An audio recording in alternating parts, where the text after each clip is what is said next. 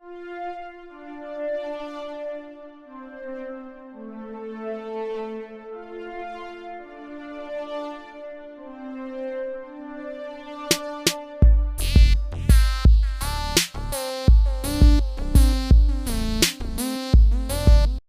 everyone, and welcome to the 18th episode. This was your job. Every time, it's your job to figure this out. 18. Okay, we'll go with 18. Well, okay. We run into this problem every time we've got the GDAX episode in there that's off my count. I apologize that the magic editing wizards messed up the numbering. I mean, it's more whatever folder I had open last.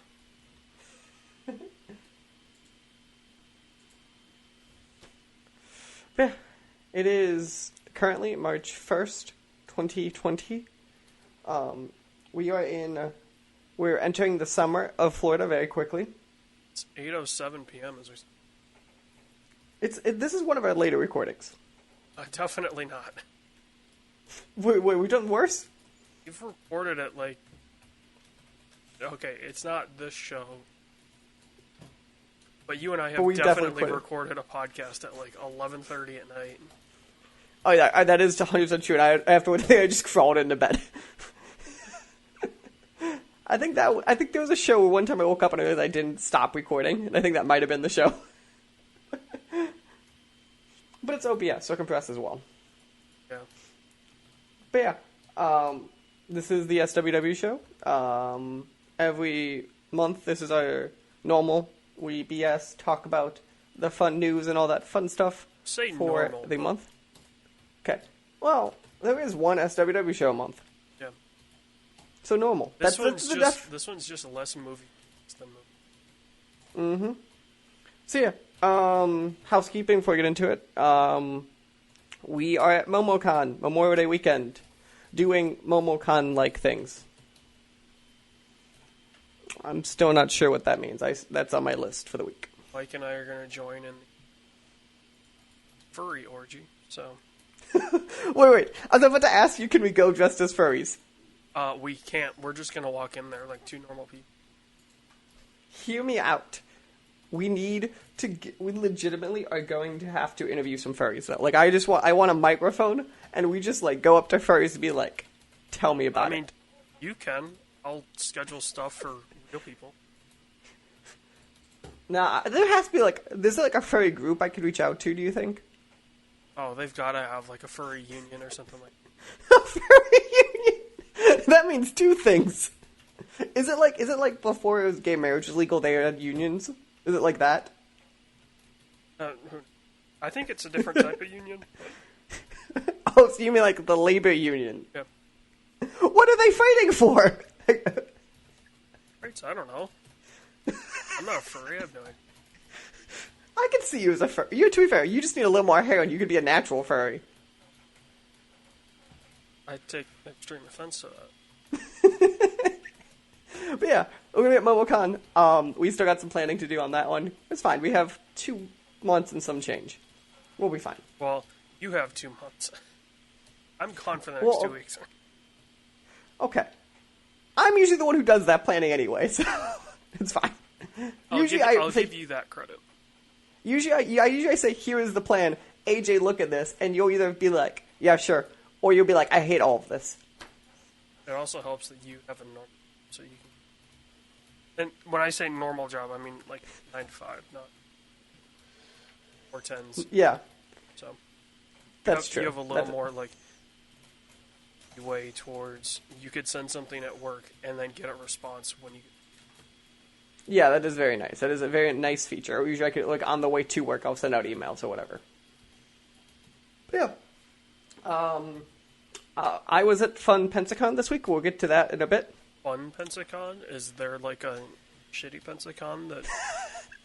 First off, well, I'm going to just say it. Pensacon, 25,000 people attend this thing. So the city of Pensacola? No, the city of Pensacola is like 50. So the city of Pensacola? No, it's something absurd, like half the people like travel and shit to get there. It is the Gulf Coast's biggest convention, I think. Maybe, like, there's no way there's not a bigger convention down in, like, Tampa or something like that. Okay. When I say the Gulf Coast, I don't mean the dumb part that, like, touches the Atlantic Ocean. Tampa definitely does not touch the Atlantic Ocean. Okay, but at that point we're bleeding into it. We're getting real close. It's the furthest you could get away from the Atlantic Ocean without being in the Panhandle. Okay, we're gonna call an audible here. Corey, I have a question for you. Can you come on the microphone, please? This is my roommate's gonna answer the question, and he has no clue what I'm about to ask him. What? I want you to read into the microphone your response when I say the statement. If I said to you that Tampa was part of the Atlantic Ocean almost. That is on the Gulf of Mexico. You might get Naples or Fort Myers, but no, Tampa is not. Okay, we no longer need your services. Please go sit down. I'll give you, like... I would say Hollywood's on the... I would say I'd give you, like, South Beach, which kind of covers the tip, but... The tip? You live in a state that's shaped like a dick, and you laugh at the tip of your state. I live in the ballsack of Florida. No, you're circumcised. You're not even circumcised. You're castrated. Okay, I live in the sack if it's like flat and like angled. Weird. No, you're just you're castrated. There's nothing there. You're not quite a unit. So we can't be like a bard in Witcher. Right. Okay, fine. Then AJ, we're gonna jump to our first actual segment here, and we'll get to Pensacon and all that stuff in a bit. What games have you played? Any fun games in the last time since we've spoken?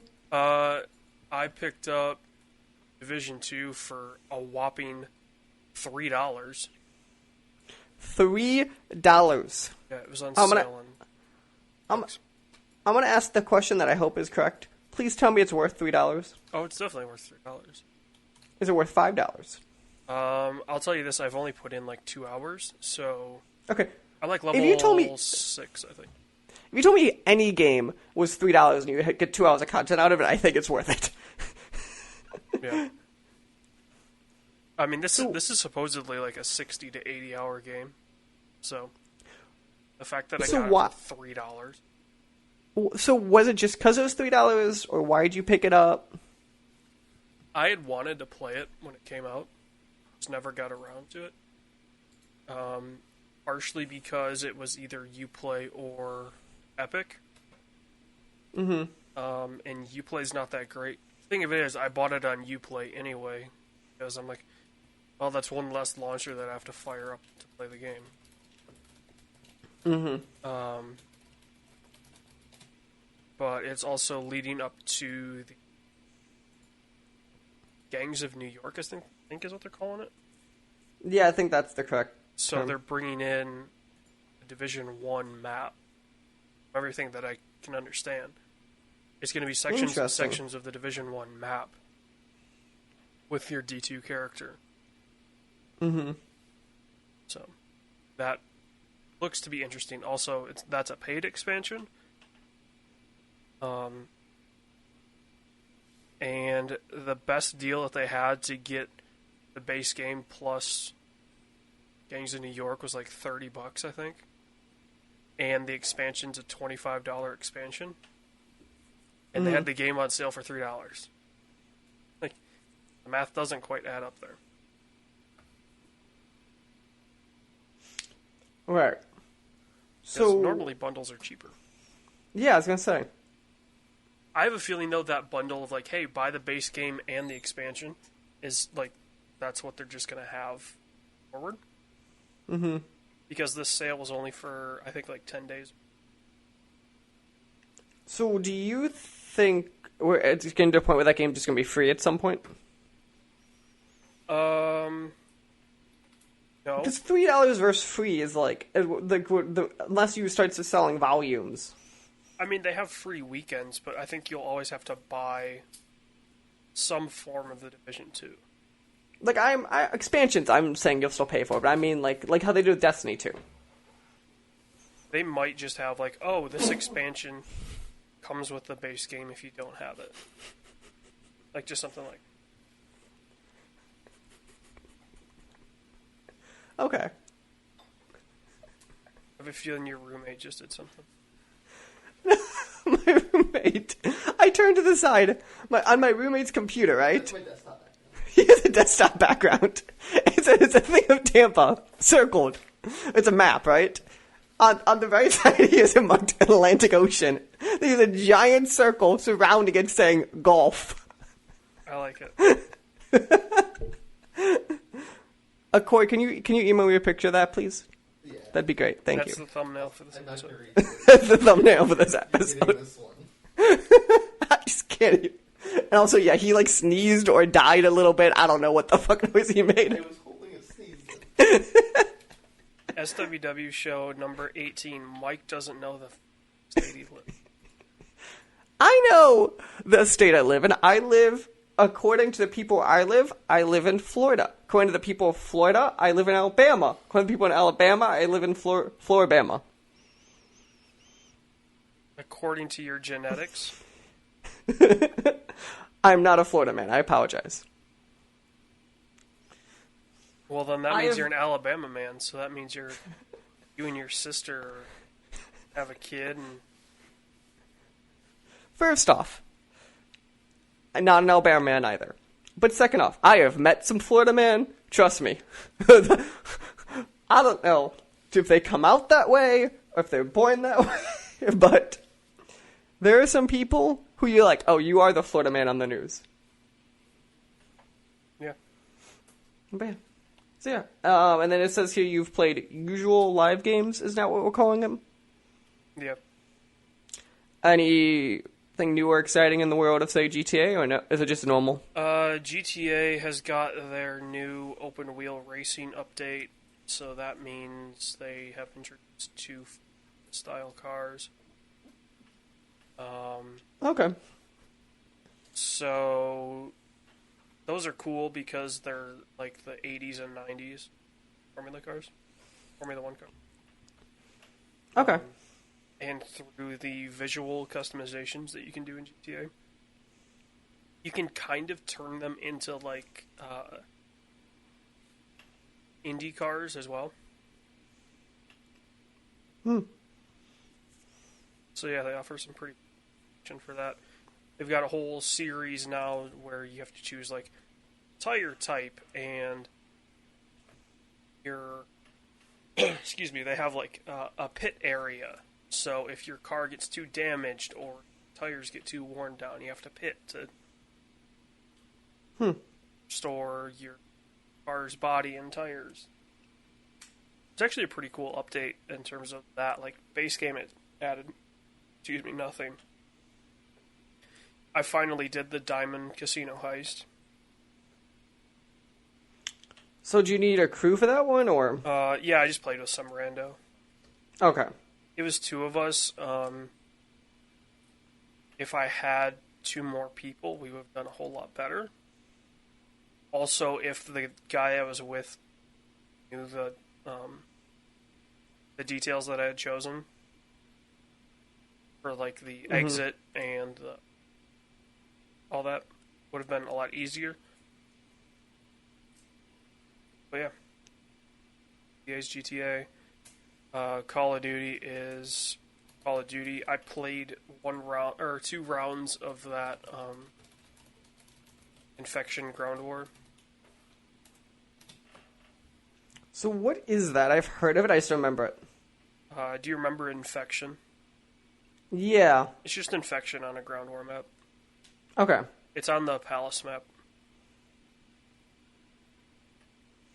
So Okay. it gets real crazy when you have 40 plus infected looking for 1 or 2 survivors. Yeah, that's like any of those modes. It's usually like it's funny because that's usually the fun part of them, and also when they break.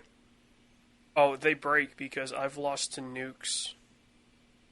I guess I played a couple rounds. I lost to nukes twice. From survivors just racking up 25 kills. So. Okay. Nice. So on to what we have seen. So I'm going to go first on this one. We need to talk about a show I've been watching. I don't think we talked about this last time. Are you aware of The Circle?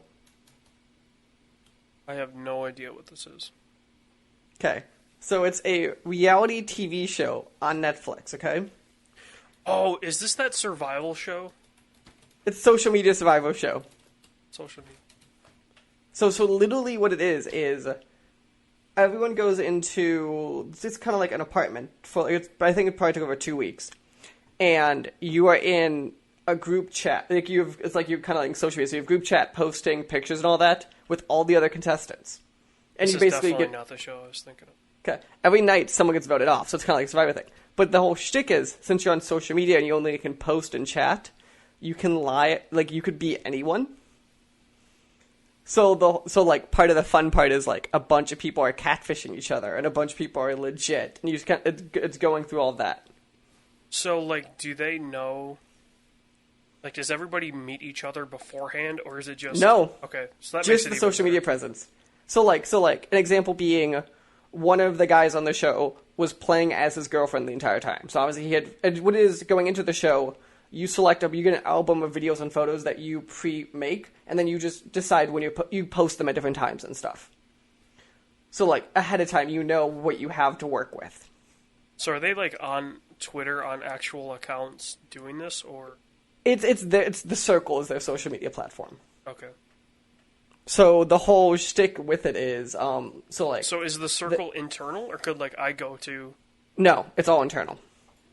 So they're the only ones on the network. They see each other. They can see each other's profiles. You can chat either as an entire group, private chats, or like in group chats. They have games they play once in a while, like bonding exercises. But yeah, until the end of the show, no one meets each other the entire time. And then they start in the middle of the show adding new people into it. What was really cool, this is the twist I really like on it, is when someone gets voted off, they get to go meet one person that they decide, and then they get to leave a video message for the entire group. Okay. So if they meet a catfish, obviously, they could just call that person out.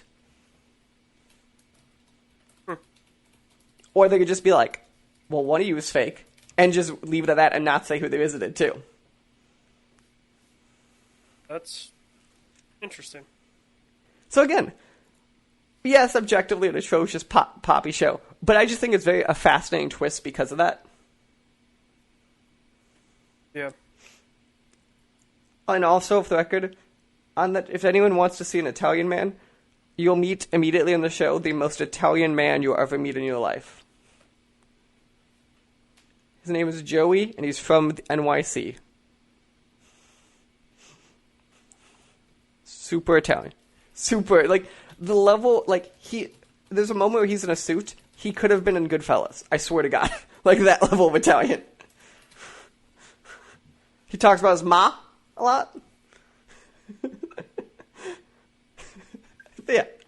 I watched the entire show. It's very interesting, entertaining, and I'm hoping they do another season of it. What's annoying about it, though, they show Chicago the entire time in the backdrops was filmed in London. But they just overlay Chicago images to make it look like they're filmed in Chicago. Yeah. So I've got to ask AJ, on our notes here, it says you have watched every single Daniel Craig Bond? Over the course of probably 2 weeks, I have. Okay. So I've got to ask the immediate question looking at this list. Is Quantum of Solace as bad as I remember it? No. Really? Is it stupid? Yes. Is it kind of pointless? Yes. Is it bad? Not really. Like, isn't the whole thing with it, like, a Casino Royale, you obviously have the twist at the end, and then they just kind of go nowhere with it? the twist being, she betrays you or whatever. Well, I mean, there's the twist of the, what's his face? Felix. The guy from Westworld. The CIA guy? Yeah, he flips. I was thinking the Bond girl flip.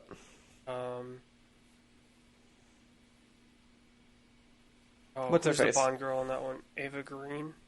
Yes. No, she... Well, okay. So she steals the... She doesn't necessarily, like, sell him out in the way you're thinking. Like, her plan was to steal the money and leave. Mm-hmm. So, she wasn't like... She didn't sell out Bond and like, hey, here he is, go kill him. Mm-hmm. She set him up and then stole his money and then left. And then she dies in a elevator. Drowns. Mm-hmm. Which, I have to say, like, I get it, Bond thinks with his dick a lot. But dude, That's like, the entire plot of Daniel Craig. that's the entire plot of James Bond in general. Like, dude, she just scorned you for like 20 some odd $1 million. And you're gonna try and save her? Mm-hmm. I'd be like, nah, bitch, I'm out of here. See you later. I don't know. Do you not remember what she looked like? I don't know if I agree on that one. I mean, she looked great. Guess what? Doesn't matter if you save her, you're still not gonna bang her. Mm-hmm. These are true. And then they had, shoot, what's her name? Quantum of Solace actually has some halfway decent Bond girls. It's one of the ones with two. It's got Olga Kurylenko and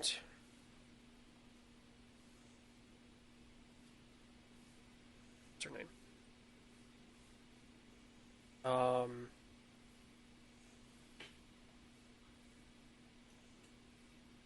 Gemma Arterton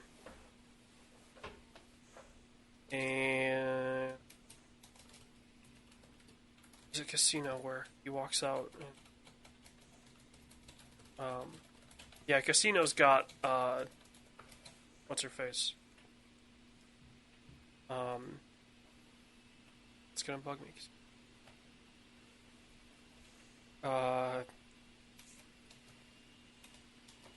Does it not? Who are you thinking of? When Bond's at the resort and he walks out of the water, it's like they remember from Dr. No, the classic shot of the Bond girl walking out of the water. Is that not Spectre? No. I know the shot. And he walks out and he's in those blue... Is that not Evergreen? Oh, it's,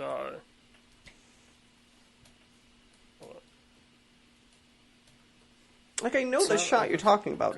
And I feel like it's definitely in one of them. I'm pretty sure it's in Casino. Is it when he's on... Isn't he, like, something stupid, like, on horseback, too? And, like... He ends up on horse. Jeffrey Wright is the FBI guy. Yeah. CIA guy. Or, yeah, CIA guy. Shoot, what is her name? Oh, okay. YouTube, here we go. Casino Royale. Bond. Oh. I also spelled it wrong. Solange is the character's name. So, let's hold back to the Casino cast and crew. Solange is... Boom, boom, boom, boom, boom. Katerina Marino? Mm-hmm. Sure.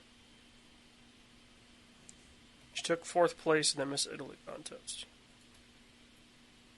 Ooh. What else has she been in? Let's see. Ray died.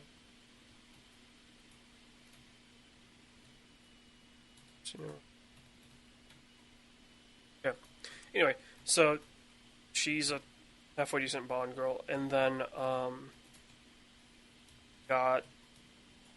Let me go back to Dino. Skyfall has got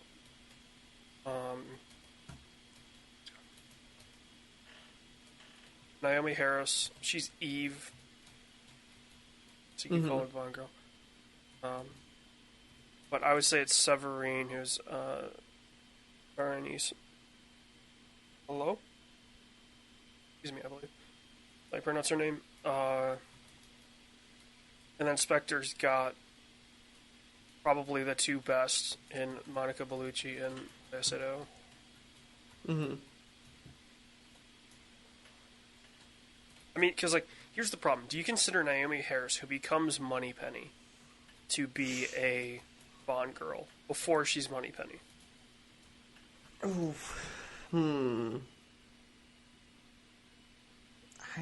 That's a tough one, right? Because, like, I would say yes. But also, I would want to say no.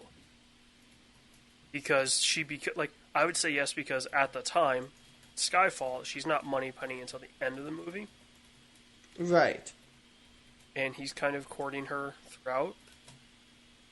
But not as much. And that's part of it, too. Not as much as Severine, Severine's the one where he has to shoot the, the apple off her head. Yeah. After he's taken a shot. And, Javier Bardem just murks her. Mm-hmm. And yeah, Spectre's, I would say, has the best in Lea Seydoux and Monica Bellucci. And Lea Seydoux is coming back for No Time to Die. Right, which that was very interesting when you see that in the trailer. You're like, really? Well, every Bond girl has died. Yeah. Like, there's never been a Bond girl that has carried over. Which is very interesting. Like, in the Connery era, maybe. Can't think of any off the top of my head. But I feel like Craig has been very strong about, like, keeping continuity between characters, and that's what's interesting about them continuing with killing off the Bond girls. Yeah, they're very much like, okay, run the course, done. The Bond girl has to die. Mm-hmm. And obviously with surviving, that adds a... Also, she was a very reluctant Bond girl, too, which I wonder if that's part of their ploy on it. Yeah, maybe. Because she was not a traditional Bond girl in the same sense. No. I mean, like, Monica Bellucci is that traditional Bond girl. Yeah. Isn't that... Is she the one in the beginning of the movie goes, "Where are you going?" No, Monica Bellucci is the one where he goes into her house. Oh, and it's okay. all Who am I night, thinking of in the beginning of the film? It's her, because, like, Bond kills her husband.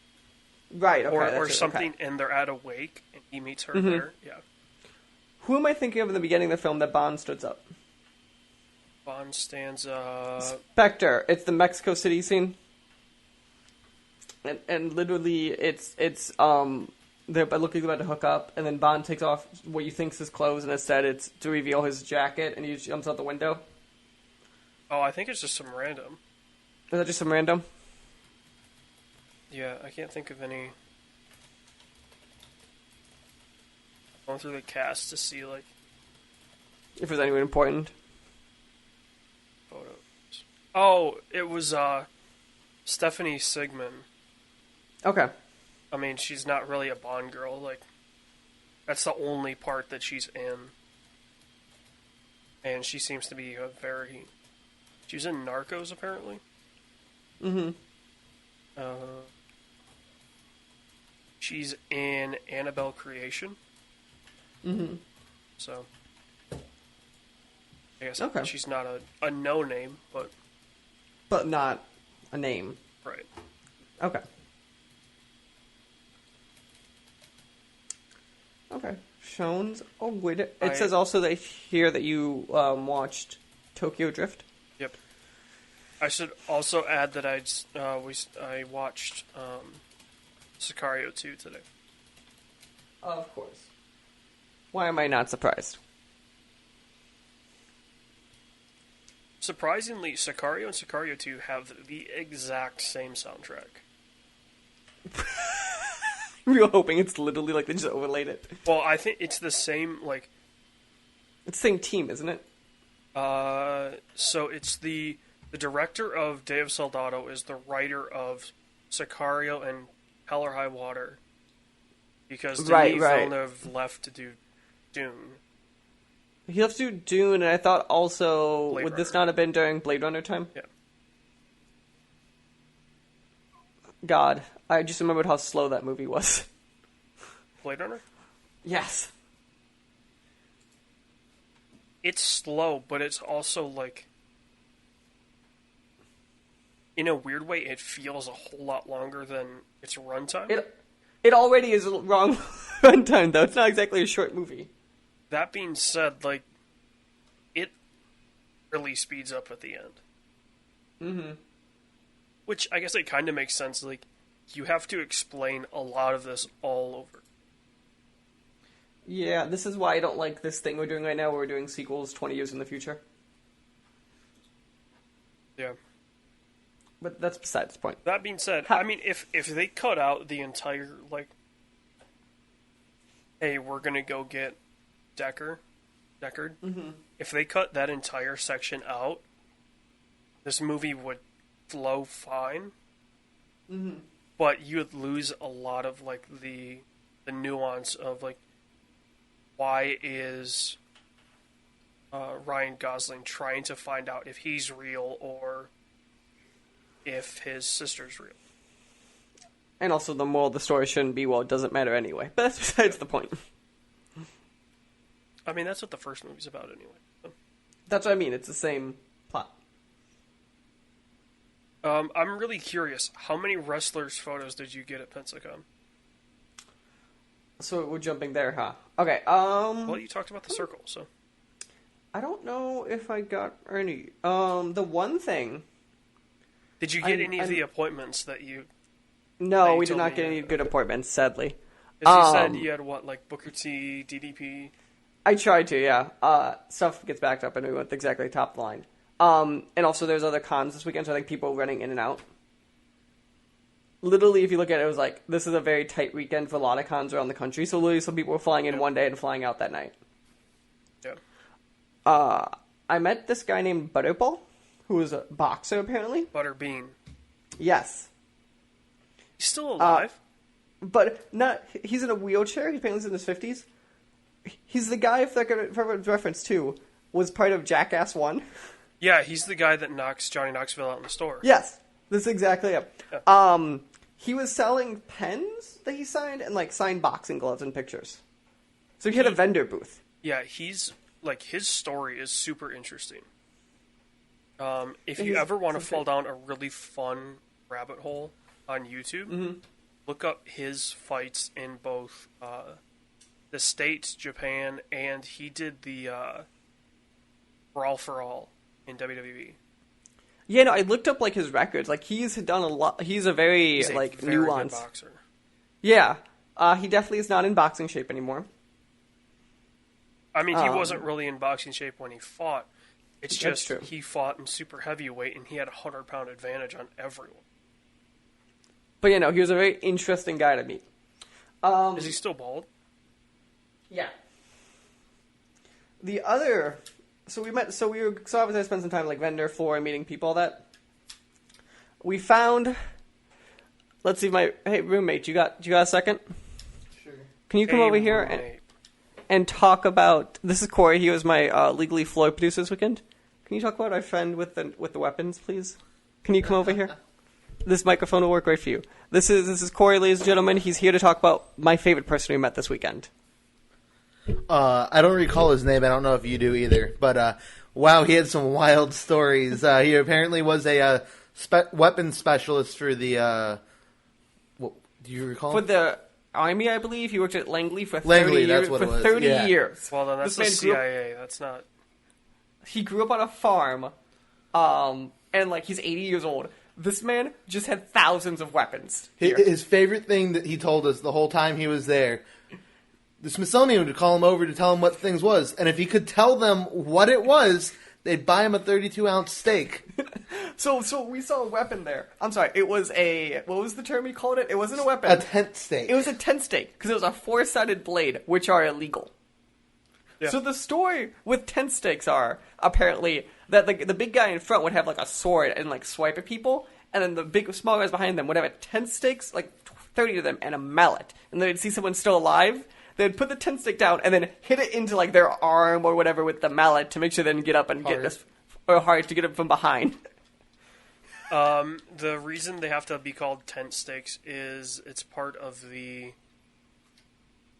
Treaty of Versailles, I believe. They outlawed bayonets, the traditional the triangular bayonet, because they create a wound that can't be healed without. Yeah, that's what he explained to us. Anything that's a 3 to 4-sided wound can't be naturally healed. But we met this guy. Literally sat on a throne. Like, not even a metaphor. He sat on a little throne. A wooden throne he hand carved himself. Yeah. He talks about how in other conventions, he'll just pass out and just wake up and all of the people will just put $100 bills on his stomach. So he'll just wake up with, like, thousands of dollars on him.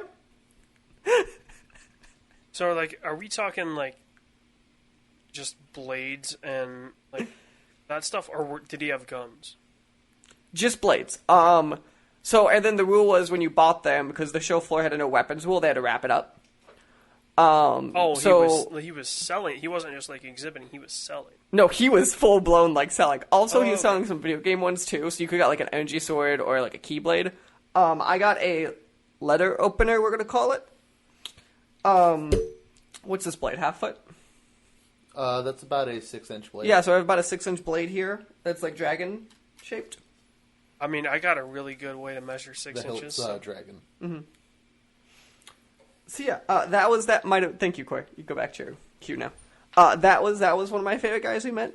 And also, my favorite was my roommate kept being like, "Do you have like a business card, a store, a web presence?" And the guy's like, "Nah, I just go to conventions and make money. I'm 80. I don't care." Yeah, a lot of those knife guys have no like presence outside of the gun and knife show, and then if there's a weird convention that they. Apparently, he just goes to like every other weekend. He'll just go to a convention and make thousands of dollars. Yeah, because I can't imagine his costs are too high on the stuff that he. No, it sounds like he's been doing this for years, and he has people who make it. So it sounds like the actual parts aren't that expensive. Like the railroad spike thing, he said that it was like 100 or something year old steel or whatever. It used to be railroad spikes. Yeah. Which those are pretty easy to come by. I mean, they had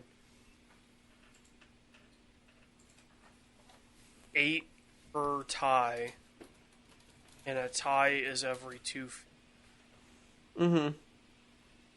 So, when they rip up old rail, they have, they end up with hundreds of thousands of spikes if they do a decent chunk of rail. But yeah, I'm trying to think what other fun, interesting things we saw there. We went there. It was fun. We got to be in we got to enter via the media entrance, so we didn't have to wait through like literally the line at one point looked like an hour long to get in. That's one thing I'm looking forward to at MomoCon is we'll have the media entrances. I mean, obviously GDEX wasn't that bad, but GDEX was fine. But it was also built with that in mind. Yeah, it was still nice to have a room where we could just like sit and wrap up what we were doing, and they had some snacks and water and soda and stuff. I'm trying to think. So other shit I bought here, because obviously you know me. I bought. It's piano music notes, but it's the Animaniacs theme, and it has like it's embedded the art of Animaniacs into the actual music sheet, which is cool. And then I bought some prints. Of course I did. Otherwise, we talked to some indie comics. Apparently, there are some decent labels I didn't hear of that we might talk to some more that are out of Pennsylvania. There was this game about making a burger I got to talk to for a while. Did you talk to any wrestlers? Besides Butterbean? No, because they're only in their designated area. Okay. I did see the Weird Al Yankovic panel, though. Okay. Weird Al did a Q&A. Okay, so there's a lot of people I would not want to attend a Q&A for. He is one of them. Why would you not want to see Weird Al Yankovic question and answer session? It has nothing to do with him. I think he's hilarious. I think he's an amazing talent. Like, at the end of the day, I legit, as much crap as we'll always give him as, his career is also fascinating from the sense of he was no one until YouTube happened, basically. Like, from an actual... Okay, if I said pre-YouTube era who Weird Al is, some people are like, oh, he's that weird guy. When YouTube hit... I mean, he was the guy that got parody law changed. That's true. Like, I'm not saying he was nobody in, like, a nobody sense, but, like, post-YouTube, Weird Al was a complete different name. He also had probably the most famous parody music video of all time, which is Fat, where he got Michael Jackson's approval to shoot on the set that they used in every, like... Right, yeah. He got approval for everything from Michael Jackson. So, like, it's not that he was a nobody, it's that, you know, he was MTV, like... Mm-hmm. He was an MTV generation until YouTube became something. Mm-hmm. The reason I would not want to go to that Q&A is the people that would want to go to a Q&A for Weird Al. Oh, you can imagine. You are correct. Not the people I would want to listen to. Oh, you are correct. Same with wrestlers. Like, honestly, God, I would never go to a wrestler Q&A. Really? Yeah. For the same exact reason. So I almost agree on the rest of Q&A. What I would want to do a Q&A with are the, like, segment writers or producers. Like the Dan Rikers now of the world. Yeah, well, no, anything to do with wrestling, like a large-scale Q&A with wrestling people, I would not want to go to. So I like the idea of controlled Q&As where it filters through someone the questions that get filtered ahead of time. Yes, that's fine. That's totally fine. It's still the Q&A idea, but it controls the, like, dumb, like, I have a question here. Yeah, the people that have no, like, mic sense. Mm-hmm. Like, I would gladly sit down with DDP, with Booker T, like, and just talk to him. Mm-hmm. Like, I have nothing against wrestlers. Like, some of them have amazing stories. I just don't want to go to a public Q&A. Like, I probably wouldn't go to a Q&A anyway. Like, regardless of who it was. Because anybody at a convention, I'd say a good 2/3 of them have no idea how to handle a mic. I agree. And are either mildly socially awkward or mildly starstruck when they're going up to ask the question. So it takes them a minute and a half to get their first out. Mm-hmm. Like, I will say this. This person I don't agree with, I don't like. He makes some good points. Stephen A. Smith from ESPN. Okay. He's the guy everyone finds obnoxious, right? Yes. Well, he's one of them. It's him and Max Kellerman. He's the one that, when people say someone obnoxious, it's who I picture in my head. Yes. He's the guy, stay off the weed. Okay, yeah, That's that guy. Stephen A. He's the highest paid person at ESPN by a significant I did margin. see that. His radio show, like, if you called in, like, you had to tell them what you wanted to ask him about. If you didn't get to that point right away, you were done. Really? Like, hang up, get out of here. Like, we don't have time for this. Interesting. And, like, if you and I were doing a panel with Q&A, like, that would be my thing. Like, hey, you got 15 seconds. Give me your question. Like, you want to say, hey, it's fun listening to you guys? That's fine. Meet us at the booth. Like, or say it in the 10-second intro thing you're saying. Yeah. That's what you got. You're like, hey, it's good to meet you guys. Here's the question. Yeah. Like, get to your shit and let's go. Like, and I don't mean to be mean when I say that. Like, so if somebody's listening right now and, like, they're going to go to MomoCon and see us, you know, they're going to hunt us down and ask us questions, I will gladly meet you.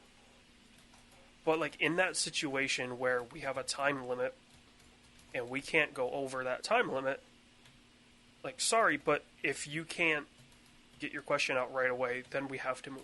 Like, that makes sense. It's nothing against person. They may have a great question.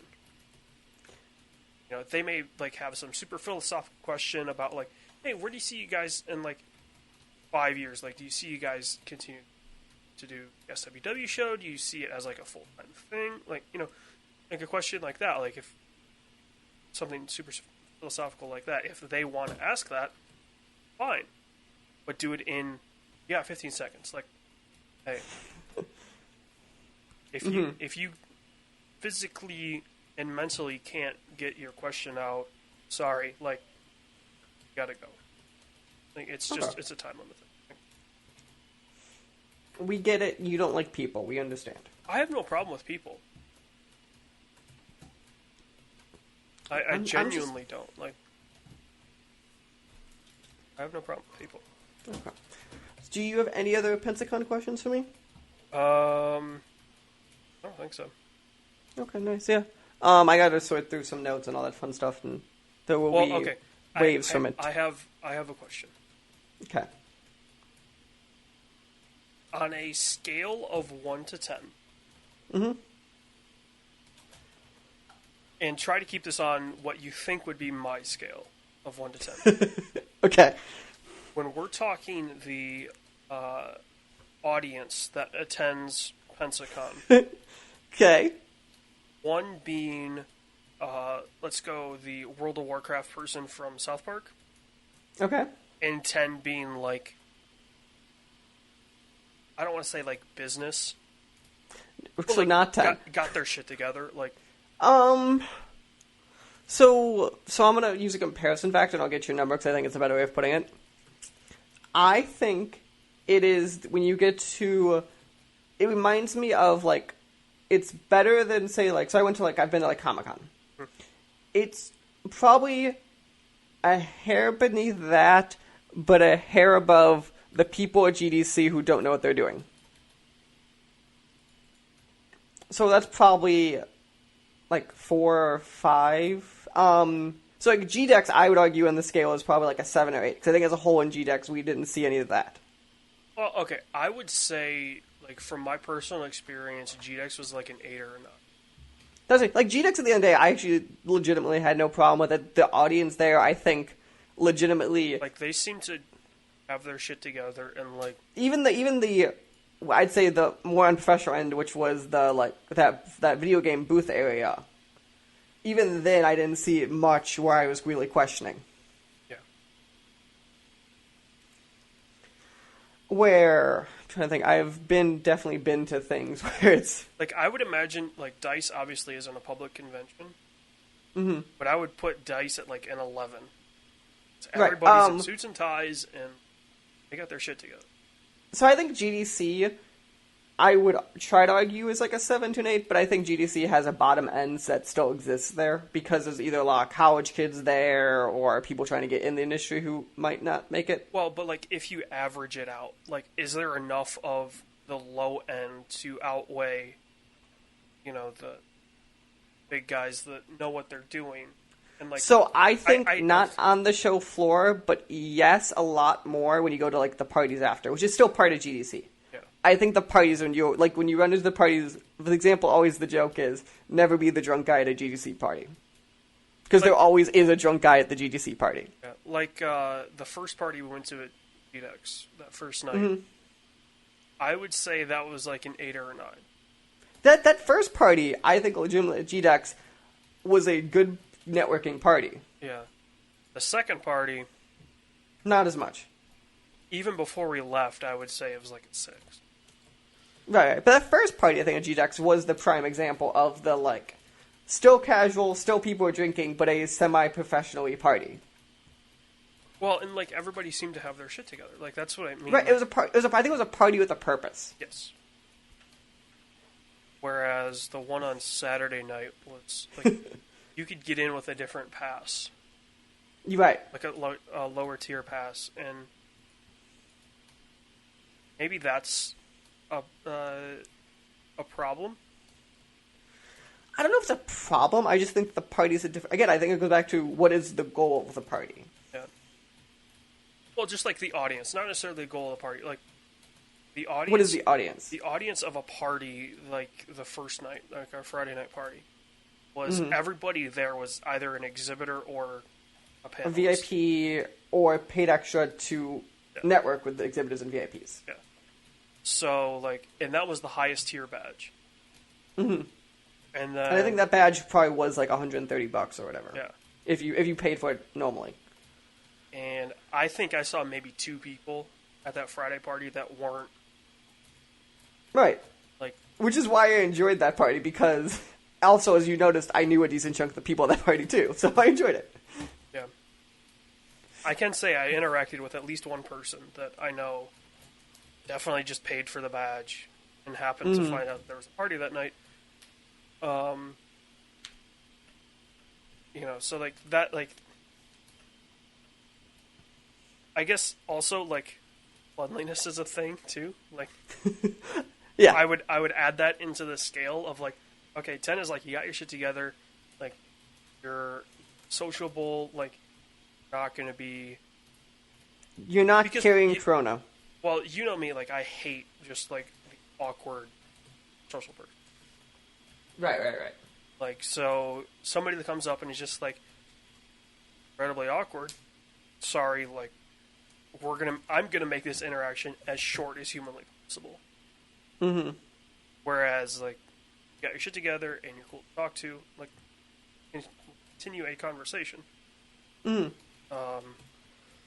So like was in that range too. Like, is Pensacola like or Pensacon like a solid 5? So I think part of it is, and it's less the people, it's more the actual center. Because there's a convention there. It totally didn't. It was literally, for the record, a small sports stadium. Was it like an arena or something like that? Yes, and the actual so they had some vendors like the Artist Alley stuff on the like balcony part of the arena, and then the actual con was the like floor, which looks like a small venue of like basketball or something like that. And to get from point A to point B, you had to walk down the bleacher rats. I wouldn't necessarily hold that against them. I think it's possible because it was that too. The bathroom's inherently a little bit cheaper and stuff. I like cheaper, but like a little more grody. Yeah, like I wouldn't necessarily hold a venue against a con because I get like, hey, if this is the only venue available, like, I get it. But there's also like, if this is a case where like they just went for the cheapest venue possible. Okay, that will bring it down the scale. I think this is the venue they've been at for a while, is my understanding. So maybe like they're just there as like a legacy. Yeah, and also like they weren't just there. They kind of bled into the hotel. They rented out a theater for like the Weird Al stuff and a few other Q&A stuff. Like they kind of were around the city a bit. Okay. But like the bulk of it was in that center. So what do you think? Solid 5? 4? Yeah, it's fine. Not a 4. It's like a 5 or a 6. You would have cringed at points, but I think you would have lived. Or I think when you get to the 3 to 4 range, you'd have been like, no, we're done. Well, I guess the better question is, would I have needed a beer in my hand while walking the... No, because you wouldn't have enough room. It would have been knocked out at some point. It got pretty crowded at points. But, yeah. I mean, that's also, like, inherently... I mean, stadiums, like, arenas are not very big, especially if you have to go up and down the bleachers. It was really weird. They like, roped the bleacher to make a straight line. Did they have ones that were clearly, like, okay, you go in these and then out Yes, the other? they had a thing that said entrance and a thing that said exit, and they had people to make sure they followed it. Good. That they actually made sure that was done correctly. Good, because I bet that could get... Oh, that would be insane otherwise. Yeah. Also, what was really nice is, because I parked in the back lot, because that's where the media and stuff parked, I could just sneak in the back of the convention, so I could just go into a side door, too, which was really nice. So it helped me there, too. Yep. So, yeah. Okay, AJ, it's time for the big discussion of the night. Yeah, I know. So I turned on my computer the other day, right? So let's preface this. This is a discussion that's been going on for, what, like 2.5 days now? Right. But now I figured we were waiting for the bulk of this discussion. I turn on my computer the other day. Sorry, what I do is I wake up, press the magic button to turn on my computer, start making my coffee, right? So whenever I get back, the computer's on. Come back. I'm like, the computer's off. Maybe I forgot to hit it. Do the magic thing, does the click. You wait 20 seconds, whatever. And I'm like, it just turned off. Why is it turning back off? It was my first clue if something's wrong. My next clue was, I have a mouse and a keyboard that light up, right? So in theory, when the computer turns on, immediately they should have power and the light should be working on them. Yeah. No lights. And I was like, that's not good. Then me and my roommate try to take this board apart. Switch out the power supply. No brainer. Now, it no longer even does the click when I turn it on. And if you do the tester on the power supply, it's saying it has no power. So, my computer is fried. I don't think your computer is fried. Well, at least the power source is fried. Yeah. So the decision must be made now. What do I do? I mean, I already told you what you should do. You said switch out the power source, upgrade a few parts, and call it a day? Yeah. Well, no, more specifically, because you've got the Alienware, what is it, Area 51? Yeah, so the biggest case humanly possible. It's this weird triangle case that just looks horrendous. It's giant, it weighs a little ton. I think I told you, switch out the power supply, upgrade the video card and RAM, and get a new case. Yeah, you definitely said get a new case. You were very clear on your rule of getting a new case. I mean, just, I get it, it looks interesting. Mm-hmm. But it's also, it's huge, so it doesn't fit in a lot of places. Oh, it definitely fits it doesn't even fit fully under my desk. I have to put it next to my desk. Yeah.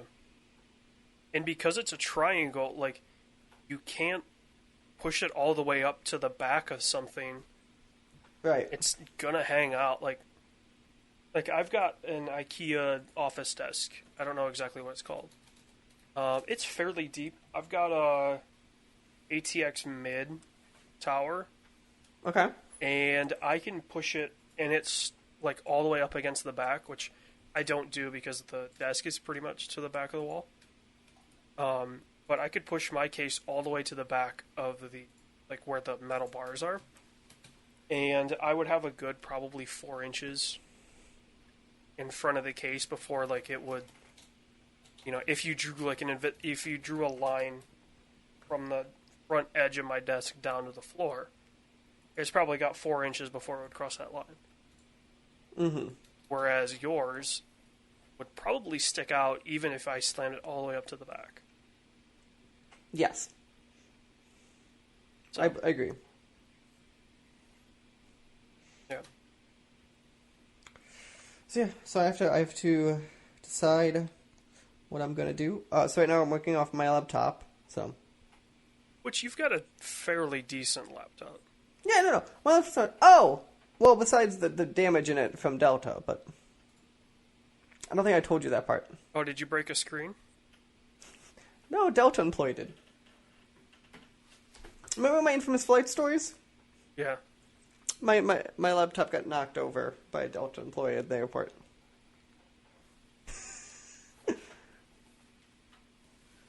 Yeah, the top left corner is kind of bent in and dented down. Does it still work, though? Yeah, it still works. Does the full screen work? Yeah, it's literally like you get. It looks like the like actual screen part is. It looks like that. There's like the outer coating of the case, and there's the actual screen. Yeah. That kind of bent it in a bit. Oh, so it's fine.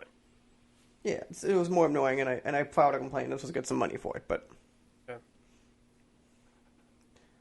But my laptop's not bad. It's just for obvious reasons. I'd like a desktop that has a little more power to it, since I'd have like a mobile graphics card in there and stuff. Yeah. And I have 2 USB ports to work with and 1 HDMI versus all the other shenanigans I get with it. Mm-hmm. So, I have some decisions to make. Definitely do. In the next couple of days to decide what it is I am doing. I'll keep all of you updated on the fun desktop shenanigans. So, AJ, I believe it is time for our bi-weekly F1 update. Yeah. So testing's done for here. And teams are looking strong. I would say every team is looking strong.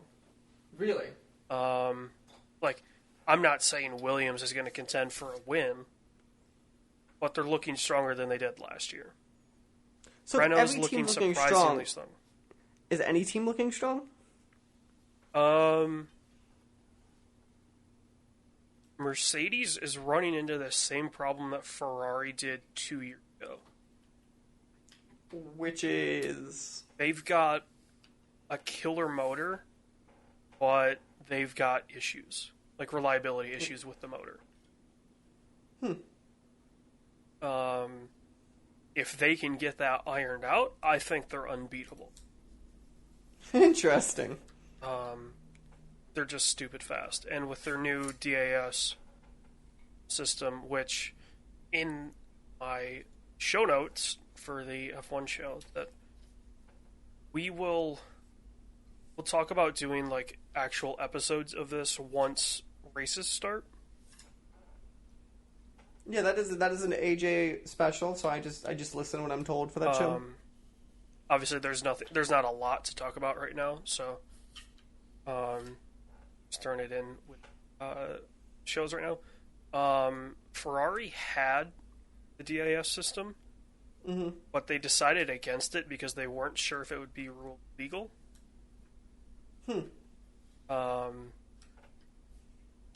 Williams they're losing faith in the Mercedes power unit because they're having the same issues that Mercedes is, and Williams cannot have any more issues.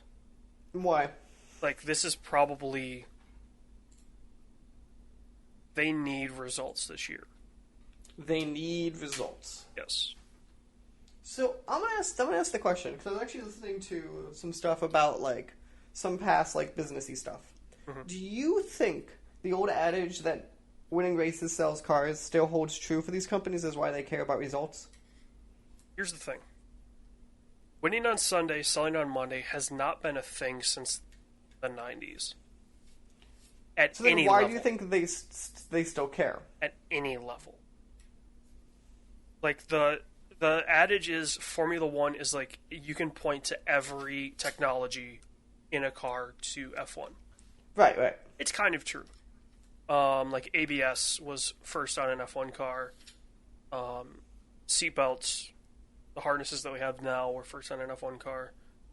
A lot of engine technology, steering technology, lighting, all that stuff was first on an F1 car. But about the time that they started making four-cylinder engines produce 1,200 horsepower with a turbo the size of Massachusetts was when they stopped having any interaction with road cars. The thing now is it's just marketing. Like, so Mercedes does it well, at least puts the Mercedes brand out there in a relatively easier fashion, name-wise. Yeah. But what's interesting to me about that is for the majority of the brands, especially the car manufacturing brands that are doing this, their name saturation point is at nearly 100%, so I don't understand. Yeah, like, obviously Mercedes, everybody knows Mercedes. Ferrari, probably the most recognizable brand in the world. maybe second to McDonald's. Funny enough, they're both red and yellow.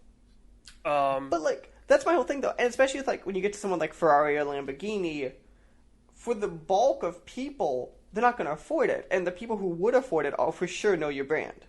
Yeah. It's not it's like Ford or a Honda thing where they're fighting for like the average person. I mean, Honda's on the grid. No, but I'd argue they have a different goal. Yeah. Yes. Where we're like the really expensive goal is like you're selling 5,000 cars in a year. You don't have that massive of a market. Well, but here's the thing, right? Like, if you're a billionaire, and you can look at Ferrari, who have produced the FXX and the FXXK and the FXXK Evo, which are basically road-going F1 cars in the shell of hypercars. Like, you're going to lean towards them because you can kind of, like, you can be like, oh, this is an F1 car for the streets. Like, my car is better than your car. And so, like, the big name brands, obviously, probably the one brand that could use name saturation is Renault. Mm-hmm. That's mainly because they don't sell in the States. So it's kind of hard to get name recognition in a country that you don't sell cars. So F1 is just a marketing thing now. Like, it's to blow marketing budgets and stuff like that. So,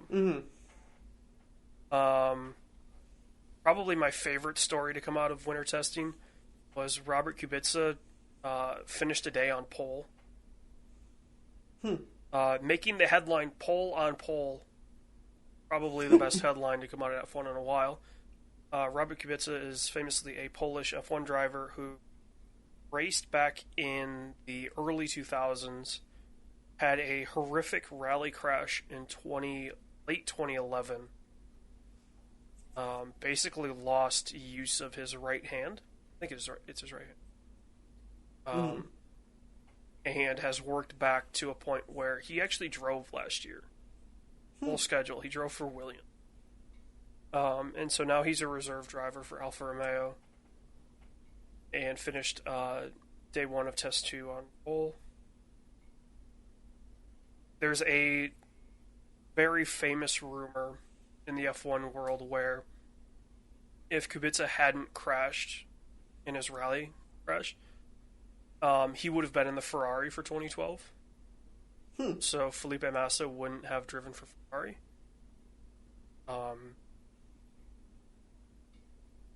He hasn't come out and said, like, yes, I had a contract from them. He's hinted that there were talks with Maranello, but nothing official. To continue the coronavirus trend, 2 more Grand Prix might run into issues. Oh, boy. The Italian Grand Prix, because obviously Italy is the second hotbed of this disease. Isn't it literally in a state of emergency right now? I thought it was like in a pandemic state. Northern Italy, I think, is in a state of emergency. Okay. Which is funny because the San Marino Grand Prix, which is looking to replace the Chinese Grand Prix, is in Northern Italy. So that's no longer a thing. And the Bahrain Grand Prix, which is actually the second or third Grand Prix this year. Bahrain has a travel ban right now if you've been in a country with reported coronavirus. So even in the U.S.? I think that's like on a country-by-country basis. Like, the U.S. has something like 12 cases or something like that. No, they popped up to like 70-something today. Oh. It's still it's 70 cases in a country of 300 and something million. Yeah. Whereas Italy's like, what is it, like 1,500 cases in a country of probably 20 million. 15? Sure. What do you think? Italy's probably between 15 to 20 mil. Yeah. So this year could be very interesting. It could potentially go from Whoa! what, Italy is 60 million. 60? Yeah. I guess that makes sense. I guess Italy's pretty big. Yeah, it's pretty big, and when you could figure Rome's probably what, 4 or 5. Milan's probably 2. Rome is a world city, so it's not. Yeah. Rome is 4.3 mil. Milan's probably between 1 and 2. Yeah. Once you start like thinking about Venice is probably 1. Well, maybe not anymore, but yeah. Yeah. So it start. I guess that makes sense. But yeah. So this year could go from being the longest F1 schedule in terms of races to in line with previous years, unless they can scrounge something together. I mean, the Chinese Grand Prix still hasn't been replaced. The Italian Grand Prix is during the European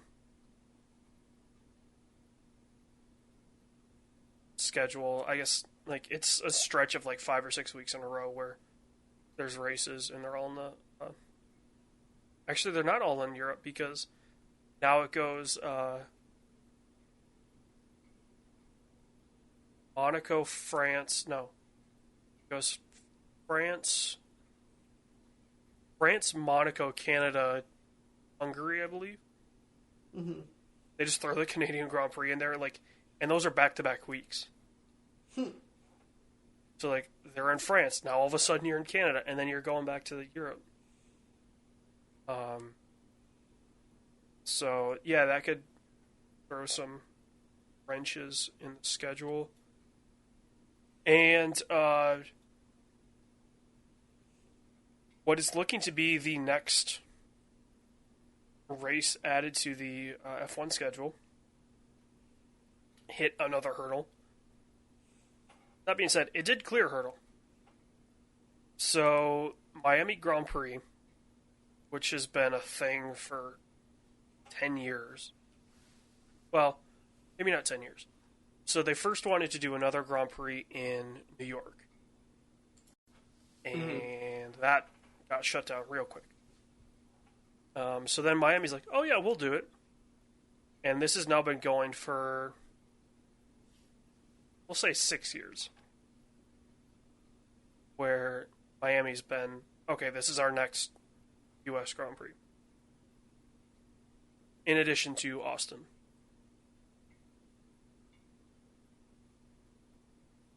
Let's see. The lawsuit, they filed another lawsuit. They cleared a hurdle with the county commission. So,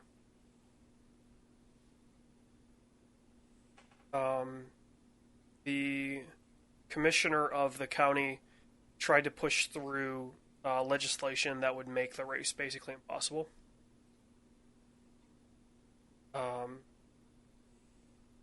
And the law was kind of targeting, like, Hard Rock Casino sponsors the stadium down there in Miami. And there were zoning rules that allowed a race in the area. But the commissioner wanted to basically change that and change the entire zoning of Miami Gardens.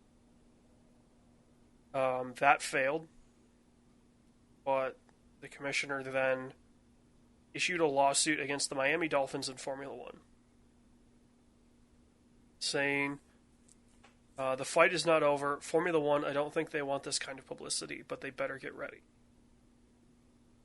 Lawsuit claims the race will violate county and city noise ordinances, which modern F1 cars really aren't that loud. While the Dolphins insist that F1 will be quiet at aspects of the recent Super Bowl held at Hard Rock. Yeah, when my brother and I went to Montreal to watch the race, we didn't even need, like, earplugs.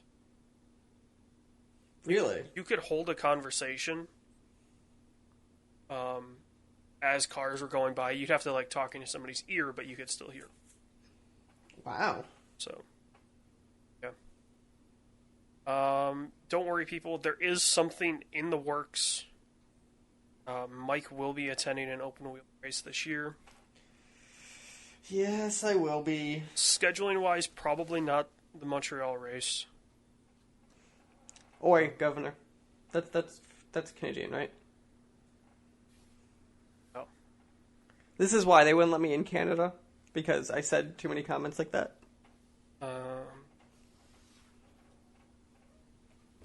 Still no word on Austin, partially because the tickets for that haven't gone up for sale. Which is surprising. Well, the season hasn't started and the race is in late October, early November, so it's still a ways off. That's fair. So, if we can make Austin work, Mike and I will be in Austin. There may or may not be a video of Mike in Detroit come June. Am I going to get shot if I go to... I have a question. Do I get shot if I walk in Detroit? It's a nice city now. I don't know about... Nice is a relative term. It's pretty nice now. Okay, if I compare Detroit to Mobile, Alabama. Nice. Ooh, if I compare Detroit to New Orleans. You might have an argument there. If I compare Detroit to Flint. Oh, way better. Interesting, okay. Okay. So I have the topper. Here's the thing, right? Like, Detroit has become so gentrified that a lot of the problems that face Detroit have moved to Flint. That being said, Detroit now has the problem that every gentrified city has, where there's a huge homeless population. So I'm gonna say, can I say the controversial thing? Sure. Gentrification. Has it ever stopped you before? No, it has not. So gentrification, if controlled and not endless, so not San Francisco level, is not inherently bad. Oh, no. Like, gentrification of which is basically, I mean, when it comes down to it, it's just making this area nice. It's adding money to an area, which inherently has side effects, but that's what it ends up being. Again, making an area nice. Like, it doesn't have to be money. That's, I think, where it gets a little twisted. Like, a lot of people are like, oh, gentrification means, just these rich millionaires coming into these cities and buying up cheap land. No, it could be as simple as you adding middle class money and businesses to an area too. Yeah, just cleaning up streets, cleaning up parks, like maybe adding a nicer restaurant here or a club here. Yeah, just adding stuff that people with middle class money like. That's gentrification. The issue is when you go to San Francisco levels, and well, the problem with SF is it's 7x7, so you can't really expand. And also, it has probably some of the most restrictive zoning laws in the country when it comes to just building stuff. Well, so even building sky rises. It's because of the 7x7 and the fact that there's a fault line that runs right through the city. The main problem, though, with SF was they didn't see it coming, and the amount of money that flooded that city. Right. So it's actually Austin. You're actually seeing something similar happen to. Yeah. Well, not it's scary yet, but it's getting there. Everybody that can't afford SF is moving to Austin, which is making the problem happen. Yeah. So they're just going to bounce to these cities. So if you look at the SF losing rate, usually it goes to either Seattle or Austin. But the difference with Seattle is it has enough suburbs and it had enough infrastructure in that area that it was able to take the hit better. There's a lot more area that Seattle could expand to. And it has. Even you have stuff like a lot of people, if it's the tech companies, a lot of them are in Redmond, which isn't far from Seattle, but it's far enough from Seattle that now they both can take the hit. Yep. Whereas Austin, I don't think is ready for this. Austin, I've already been hearing stories of traffic's atrocious. The infrastructure in the city just can't handle the volume of people. Austin is, for lack of a better term, a sleepy college town. Yeah. Yes, it's the capital of Texas, but it's not on the scale of a Dallas or Houston. And because Houston is the fourth biggest city in the country, and even size-wise is an absurdly giant city. Yeah, Austin was just not ready for. It's going to be the next city we have to watch in the craziness is Minneapolis. I was going to say Atlanta. Atlanta has been a hub city forever. Minneapolis is growing, so it's about 5 years behind Austin, but it's growing at Austin's rate of 5 years ago. Well, I guess the reason I suggest Atlanta is this kind of tech jump likes to go to places where there's not really a winner. Which is why Minneapolis is the weirdest city in the country because it's breaking of that trend. Minneapolis is the exception to that rule because the country, census-wise, has been moving south and west as a whole. Yeah. Minneapolis, for the longest time, was home to something like 6 Fortune 500 companies. It still is home to like 5 of them. Well, I think Target's still there.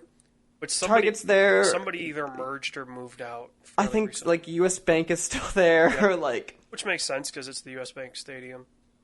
But you still have enough. But the thing that doesn't make sense is so if you look at trends in this country, so we're going to get trendy for a second. We've seen this last like 30 years. It's higher tax states, which tend to be northern and eastern states, with obviously the exception of like California. Tend to be losing people, and in response, people have been moving to warmer climates, and that's where you get the South and Western movement. That's why you saw the South part being Florida's grown a ton, Tennessee's grown a ton, Texas has grown a ton, Arizona, Nevada. Like, you've seen these places grow a ton. I'm waiting, like, what's going to happen when they start moving to Vegas? But if you look at it, like, Nevada's population has something absurd, like, grown 40% in, like, 15 years. Yeah, which, like, isn't saying a lot because a lot of people didn't live in Nevada. No, and I agree with you, but it's still saying a lot of how the trend has shifted. Yeah. I think it's saying more of a trend than it's saying of the volume we're talking. Like, in a weird way, Vegas is almost equipped to hold a lot of people. The issue with Nevada is, though, so much of that state is federal land. Yeah. Well, for good reason. Let's be real. Yeah. I'm not saying it's not good reason, but it's really interesting. But that's why you've seen stuff like, as much crap you want to give it, Florida and Texas's growth rates as states is actually absurd in the last 30 years. Yeah. Florida went from the barely the third biggest state to it's barely the fourth biggest state to probably after the census it will have gone from, so last census, I think New York was 21 million and Florida is 19. The estimate Florida's going to top 22 million at the end of the census. Think about this. What has happened in the past 30 years? Mm-hmm. Like legitimately, what has happened?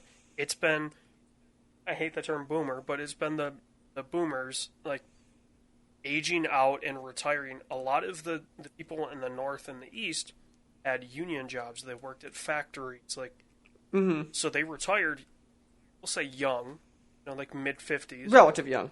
Yeah. Like mid-50s. Which I think the recession kind of broke that trend, but I agree with you pre-recession. Yeah. So they retired mid-50s and had a decent amount of money. Mm-hmm. So where do you go? You go to states with zero tax. Which is interesting because Texas, actually, if you look at it, actually gained a very young population in, like, the Austin area. Yeah. Well, so take the, like, that. I think that's more tech related. Right, and so that's why you've seen, obviously, tech. That's why California is a big exception to that rule, because SF grew because of tech. So, like, it's the reason Florida boomed. It's the reason Tennessee boomed. Like, states have no tax. Yeah, Tennessee has it's tax on... They have no income tax. No, they do on bank interest. That's the weird part. It's like, that's all it is, though. It's it. Yeah. It's very, like, so basically, if you have I'm not going to say offshore, but a non-Tennessee account... You're basically good. You're good. Yeah, 100%. It's why Nevada's popular. Like, these... It's weird. Do you know what state has no income tax that you'd never guess? Oregon? Washington. Washington, sorry. Which on paper, like... But just funny, because, like, on paper, I would assume it would have a very progressive income tax. I would imagine Microsoft and some of the other mega companies there help. Seattle has an income tax. It's the only... No, Seattle tried to have an income tax. That's what Seattle tried to have income tax, but they ruled it unconstitutional in their state constitution. Yeah, I'd be interested to see, like, what drives Washington. Because obviously, like, Nevada has no income tax because of Vegas. So, but I bet you what it is. It's, they have, first off, have high taxes on a lot of other things. Yeah. And then I bet you it is companies like Starbucks and Amazon and Microsoft. And, like, I bet you those, like, the amount of taxes they probably get from those companies probably help it. Yep. Like, I know some people are going to make the argument of, well, they pay, like, whatever the dumb zero argument on federal income taxes, but we're talking about state taxes here. Yeah. And if you look at it, like, most states don't have the same loopholes or rules the federal government does for getting out your taxes. Yeah, like the company I work for, they did the tax loophole of basing their company in Ireland. And so they pay no federal tax. But they still pay Michigan taxes. Michigan tax, they pay South Carolina tax, they pay Virginia tax, they pay Colorado tax, which is a lot.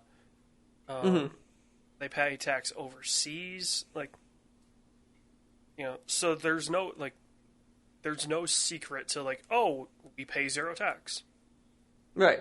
Short Also, of, I guess, basing your company in maybe Nevada and then having its home in Ireland, like, maybe that's the only way. I was going to say Delaware. You want to be a Section C Corp in Delaware. Yeah. I guess that's one of the ways you could do it in states. But, no, because then you would pay no corporate tax. Mm-hmm. You would still pay tax in any state that you operate in. Mm-hmm. So if you based your company in Nevada, only operated in Nevada, and had it headquartered in Ireland, you pay zero tax. And then what you do is your online shipping company, but you keep all your operations inside Nevada. Or you subcontract out your shipping units in other states. The only way you could get around that is if you leased warehouse space. Mm-hmm. Because technically, if you have warehouse space, you're operating in that state. Mm-hmm. Mm. So, interesting. yes. We will find a way. We will find a way to pay Mike no and I taxes. are going to find a way to pay zero tax. And I'll be the happiest person. I'll be like a pig in shit. So, coming soon, Mike and I moved to Vegas. I'm okay with this already. And we run the SWW show out of a casino. Can we be, like, in the room that's overlooking the casino so I can just watch people in the casino while we're recording?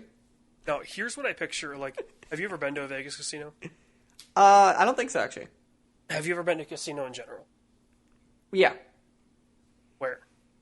Milwaukee. Okay, I don't think I've ever been to a Wisconsin casino. Milwaukee actually has a surprise because Wisconsin's casino law is a lot looser than Illinois', so that's why they have a lot.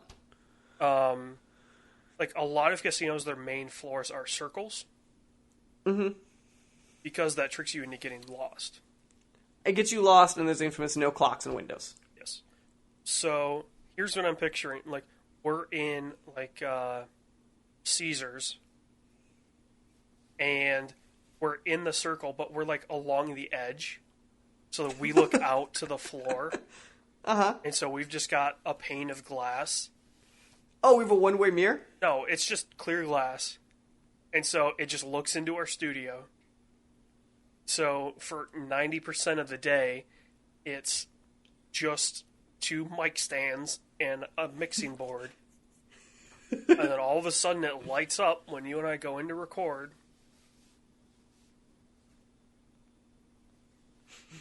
And yeah. I like it. I like it a lot. Is it the Venetian? Where they have, like, the shops to look like Venice. And they have the water and all that. We just have a shop in there. Mike and I will find a way to move the SWW show to Vegas. Mm-hmm, mm-hmm. And then cover the big events like the GameStop Managers Cup. Wait. And CES and the AVN Awards. For the record, there has to be a GameStop for there to be a conference. It still exists. GameStop still exists for the next 18 months, I agree. Well, I don't know. I think they'll hold on longer than you think because MoviePass just Someone's going gonna buy them. finally died. But I think what's going to happen is they're going to bottom out, someone's going to buy them, try to liquid them out, and then sell them within a year to be done. Oh, I would consider them dead once somebody bought. Oh, I bet you we're going to see, because right now their stock's around the $4 range. I bet you when that sucker drops to 2 or 3, someone's going to pop in.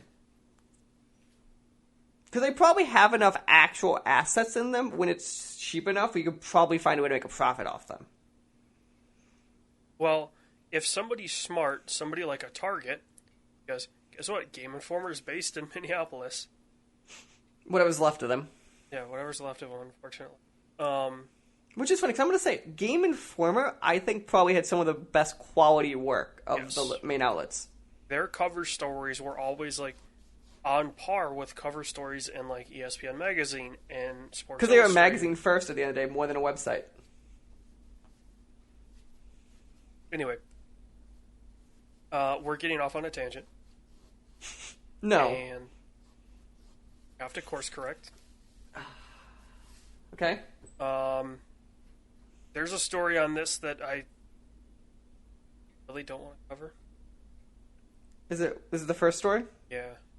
Okay, we'll skip it then. Harvey Weinstein's a rapist, that is all. Yes. And the justice system now said as much, and let's just say, hey, we hope he gets the Bill Cosby treatment in prison. The justice system prevailed. Not on all that counts, is correct. But it prevailed. I'm not saying it's perfect, but this was a fine example of a lot of people finally got what they deserved from it. Now, how much longer he lives is soon. Anyway, Spencer. Where do you want to start? Okay. So, this is the story I put in here. The thing I want to focus on in here, I think it's the one I'm thinking of. I don't know if I had on there. There was a graph I really liked that was tied to a story similar to this discussion that talks about where the council market is versus where it's been. What I found interesting of it was how the council market topped out around 2008 and how it has been stable since 2012. What is very interesting about that to me is, and they had a nice graph, which obviously is not on the story I picked, is if you look at it, so you could kind of see that like when drop-offs happen with new generations. What is interesting is, and it included 2019 sales on there, you saw a thing of, what's interesting, in 2006, you did not see this drop-off. It actually stayed stable. In 2012 and 2011, it was stable. But in 2019, consoles dropped by 20%. I also feel like we've reached a saturation mark with these.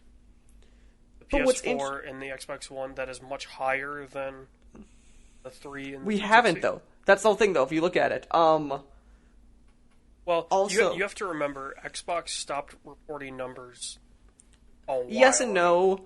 It is, but still, studios have still said stuff like they'll say shit like EA will be like, "There's 150 million next gen units out there." So if we know the PS4 and Switch numbers, we know the Xbox numbers.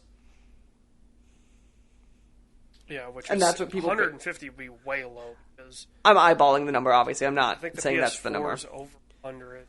PS4 is at 101, and I think the Switch is at like 52. Yeah, the Switch is incredibly high. So I bet you Switch has outsold Xbox One. I don't know. It's probably closer than we think. I would say Xbox is still in the lead. So here's the interesting thing about Switch, now that we're on this tangent, what people forget always is, so Switch is actually sold really well. But I bet you from a Nintendo point of view, it's selling worse than we think it is because it is the first time they've combined their handheld and console business into one. And I bet you that combined number is worse than when they're separate. I also feel like Nintendo's probably got unrealistic expectations. Yes, but I just mean from a past environmental point of view, like, it's actually sold worse than the 3DS has. Because I know the Wii U flopped, but, like, the 3DS sold decent. The DS sold fucking insane. Well, the Game Boy sold insane. The 3DS is over 100 million. Is it? Yes. I think Nintendo is weird about, like, they may combine the DS and the 3DS. No, they always have it. New 3DS and DS are the same. But 3DS is its own entity. I think the original DS I got your is like numbers. 120. As of December 31st, we have 75 million 3DSs in all combinations out there. So that includes 3DS XL, new 3DS, 2DS. Yeah. So it's 75 mil. Which, to put in perspective, DS sales. What do you think it is? It's over 100. I'm pretty positive you're right on that one. Can I have a total? 154. 154.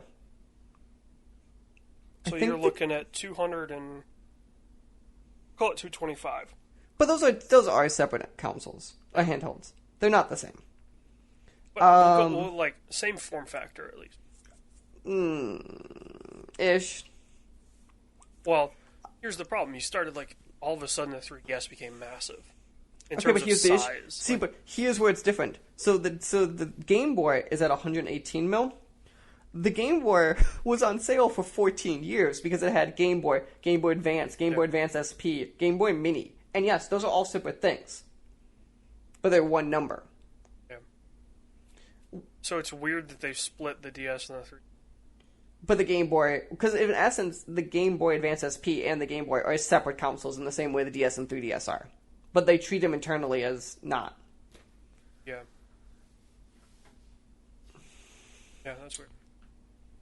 But That's I mean, my like, point, though. so they went from the highest of highs. Like they had their past two handhelds have sold 250.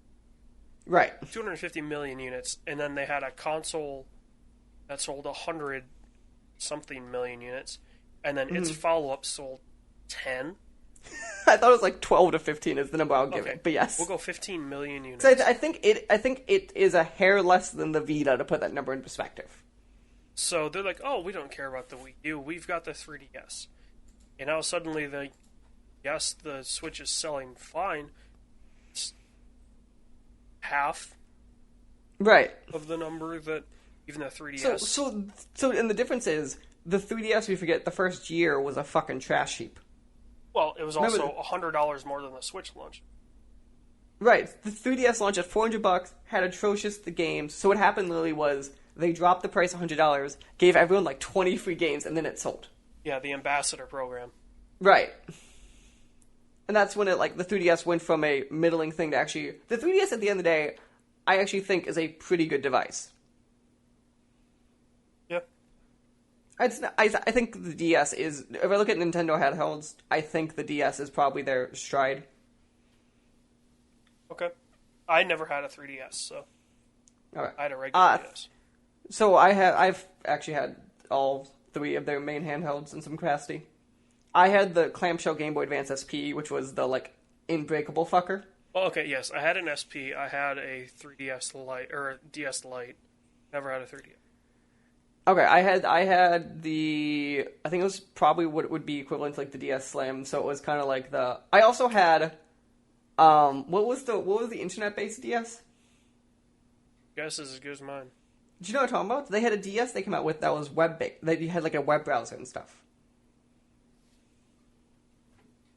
Sure? Yes! I'm trying to remember the name of it. It was a sub-branch of the Nintendo DS. I'm pulling it up for you. DS Internet. How do I connect my DS to the Internet? Nintendo DS? No, there was a... DSi. It was called the DSi. So it was Nintendo DS Internet. I'm not kidding you. Did you remember this? I remember the brand, but... Yeah. It was a Nintendo DSi. Is literally a DS that was a little bit bigger, a little bit better screen, and it was... And the big deal with it was, to keep the price down, is that was the first DS that had no Game Boy cartridge in it.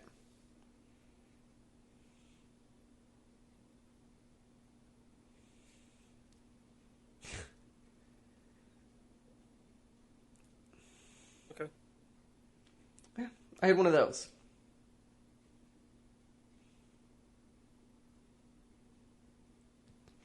Yeah. But yeah, I also am on the side of I think the Vita was probably the best physical handheld ever made. I'm not saying games, but as an actual device. Sure. You don't think so? I don't like the shoulder buttons on it. Okay. They're a little weak. The stick that it had on the bottom, or did it only have one? The PSP had one. PSP had one. There was two on the Vita. The one on the right side was, well, actually both of them. They had some pretty short throw. Mm-hmm. So, like, if you played, for instance, Metal Gear Solid 3 on the Vita, and you were expecting to have any sort of control when it came to shooting, good luck. Mm-hmm. Mm-hmm. Fair enough. Yeah. So yeah, I just thought it was interesting of the whole...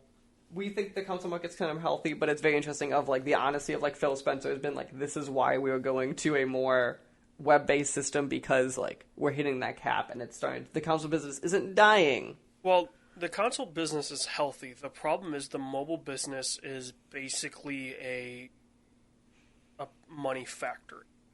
Right. Also, he made a very good case. He goes, if I said we could have 200 million people forever, or grow towards the 3 billion people who have access to games, which sounds better from a public business point of view? I definitely feel like that interview is like, hey, I'm the leader of a brand that needs to answer to shareholders. But what I find interesting, too, is you could totally tell the messaging in Microsoft has changed. Because, like, even the way they're talking, they go, we don't consider Sony and Nintendo competitors anymore. Our competitors are now Google. Yeah.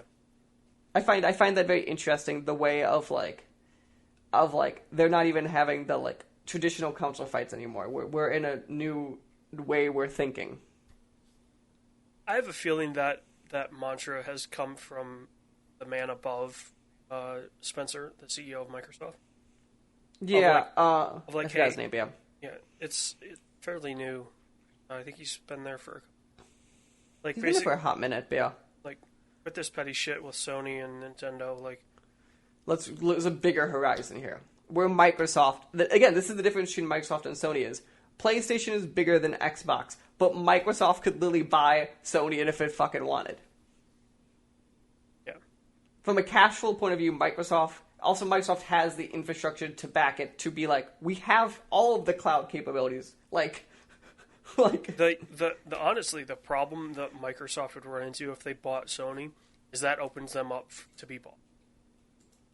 Yeah. Like, there's no way Microsoft could just, like, absorb Sony. If you're Microsoft, it would be expensive. The only brand I care about in Sony is PlayStation. From a profitability point of view, it's solely PlayStation. I mean, TV and pictures makes a shit ton of money still. But in the last couple of years, until like a year or two ago, PlayStation was the only profitable brand in Sony. You know, we're not going to have that discussion because the discussion of how movies declare profitability is... Oh, I know. Like a 5-hour discussion, so... But if I was then, you do, for the record, this is how we'll cut this. If I was them and you had the smart buying, you go to Disney and be like, you buy the film division, we'll buy the game division, and we'll just sell off the rest of it and kill it. That would be your answer. Whoever bought Sony Music would have a gold mine for royalty. Okay, then you go to Disney and be like, we just want PlayStation, you get the rest of the fuck. Yeah, I have a feeling Microsoft would hold on to Sony Music. Does Microsoft have a music division anymore? Yeah, because Sony Music's Columbia Pictures, right? Sony is Sony Pictures and Columbia, and Sony TV and Sony Music, BMG, and... Oh, it's fucking Sony BMG. I wasn't even processing that, you're right. Capitol Records? God. Yeah, okay, yeah, they are a landmine. Like... Whoever bought the music division of Sony would... They could just not make anything new and just live off dividends. Yep. I didn't even think of that one. And just, like, re-release stuff once in a while. Yeah, when everybody's like, oh, Microsoft should just buy Sony, I'm like, dude, no. Like... Again, this is why I think the argument is they should buy... If they care about, from a, like, what they're trying to do is you buy PlayStation for a lot of their infrastructure, too. Because they do own stuff like Gaikai and like some other tech that I think might be useful from a brand of acquisition. Like, Gaikai is maybe the missing link for xCloud. Which is funny because like we will give that actual stuff shit from the Sony work view, but the actual tech of Gaikai is actually very interesting. And if you had a giant company backing it, if you had a company that had the resources and the know-how. Yeah. Which Microsoft does. Not even the know-how. Like, if we're being honest, if Google came in and bought PlayStation, which Google is probably the only company in the world that could buy all of Sony, everything, and be fine. I owned if Apple could, from an actual size point of view. Apple could, but it would open them up to takeover. Like, yeah, and Google's there would be probably problems. the only company that could be like. No, if you're Google, Amazon. you have Alphabet buy them. You don't have Google buy, you have Alphabet buy Well, it. that's. You just make it a subsidiary of Alphabet, yeah. Alphabet is Google. Yeah, it's really weird. However they want to they spin made it. Alphabet, they moved their board from Google to Alphabet, and then installed a new board on Google, I think is literally what happened. It was real weird. Yeah. It's just a stock structure. But yeah, Amazon would be interesting too. Amazon, I really don't know why they're still in the games business besides AWS. I know why they're in AWS. I don't understand why they're still making an engine. I don't understand why they're still making games. Like, none of that matters. Like, Amazon, like, none of their games have come out. They keep getting canceled. They keep pumping money in this engine that, trust me, I call Lumberyard Unity from 5 years ago. And not in a good way. Here's the thing. Amazon is supporting an engine that is behind the most expensive game ever created. That is yet to be released. But so the thing with Lumberyard is, on a fundamental level is, and I'm going to think problems here. Isn't it Crytek based? Yeah, so it's Crytek based, which already has, like, So Unity uses C# as its backend language for coding, right? Unreal uses C++. So, for people out there, if you're a programmer, if I had to play spitting distance, you know either C#, C++, or Python if you're a working programmer anywhere. Like those, you guarantee you know one of those three languages, right? The scripting language in Lumberyard is Lua. Why the fuck is it Lua? Which is problem one. So I can install Unity in about 20 minutes. I can install Unreal maybe in an hour because it's a little bit of a bigger engine. Lumberyard takes about 12 hours to install. On my PC. Well, your PC is a piece of shit. Okay, but you get what I'm saying, though. In fact, like, it doesn't even work right now, so... I hate you. But you get what I'm saying, though. Like, it shouldn't be that hard to install your engine. Is it just so big, or is it... Yeah, it's because it comes... The engine, which is massive to begin with, it comes with the... I forgot what audio library it comes with. One of the big film audio libraries it comes with is the back-end audio engine for it. And there's a few other things. Again, I think Lumberyard does really cool stuff. Like, it has some really cool animation tech. So, like, you obviously want to see how animations look like in engine. It gives you a little visual graph. You could just live see how an animation would work and just, like, duplicate it, basically. So that's really cool from an animator point of view. Well, I have to give Crytek credit. Crytek won. Mm-hmm. First CryEngine is, I think, the first game on CryEngine. Crytek won. Still looks amazing. It's going on 15 years old. Mm-hmm. Still looks like it could have been released today. Mm-hmm. Crytek 3 still doesn't run on computers. Again, so Crytek looks fine. The issue is, if you ask anyone in the industry, no one likes working on that engine. Also, the other thing I don't understand if you're at Lumberyard right now, everyone usually... So there's Unity, there's Unreal, which are your big boys, right? Then you drop even to, like, Game Maker territory, which is still a good chunk of games for some weird reason. What is the hole in the industry that Lumberyard is filling? I don't understand. Yeah, that's a tough answer. Because it's not even like the, like... So some people are now discussing the, like, can dreams become a thing now? Which is weird. But at least that is filling a hole in the industry. Did you see the thing that apparently there was a European Dreams player that got an offer from a studio? Which I bet you Dreams is going to be a great recruiting tool, the way you say that. But again, though, I at least can point to it and say, here's the hole in the industry, right? Of like, we found a better way to onboard people with less overhead. But again, it answers a problem. Lumberyard is just trying to be Unity and Unreal, and most developers know one and maybe can use the other one. You're not going to have a developer learn a third tool that they might once in a while use. Like, it's just, there's no reason. Is Lumberyard, like, obviously Unreal and Frostbite are the engines to show off, like, photorealism. Yeah. Is Lumberyard just going to come and be like, look, you want to look good?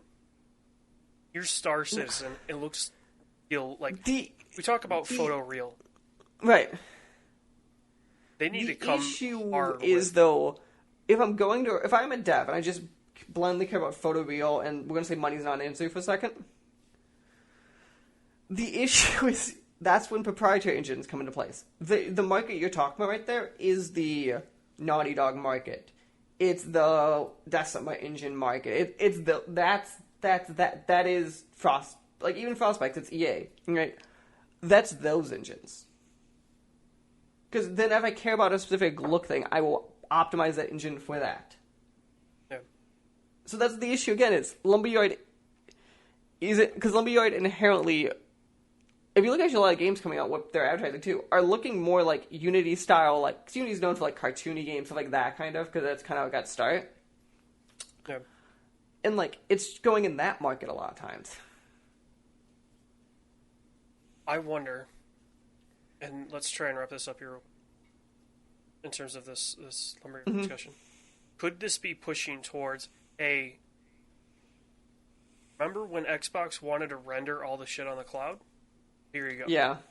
Oh, okay, so I'll tell the discussion, but one thing with Lumberyard I think is interesting, if anyone's bored, they have a web-based Lumberyard, and this is where I'll give the tech and precedence, that runs off AWS's infrastructure that is VR capable.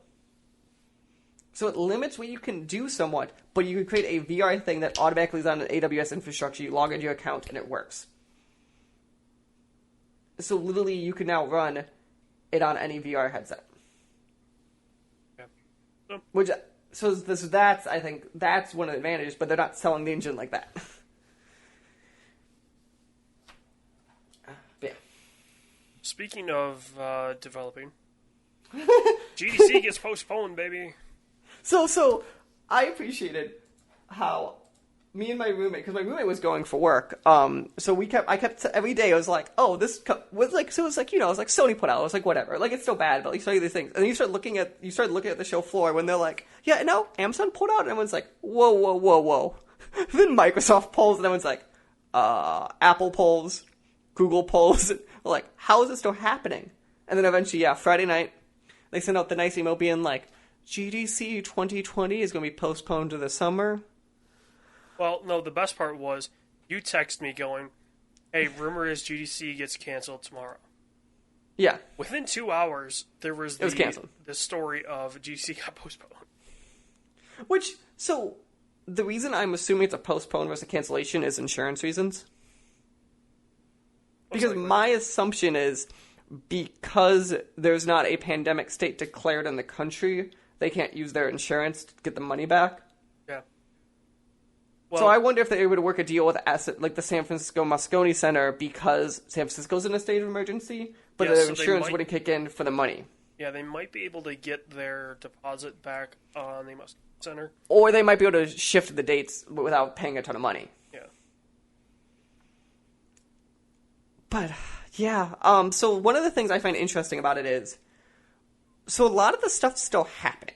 So some events have been canceled, obviously, and GDC proper is canceled.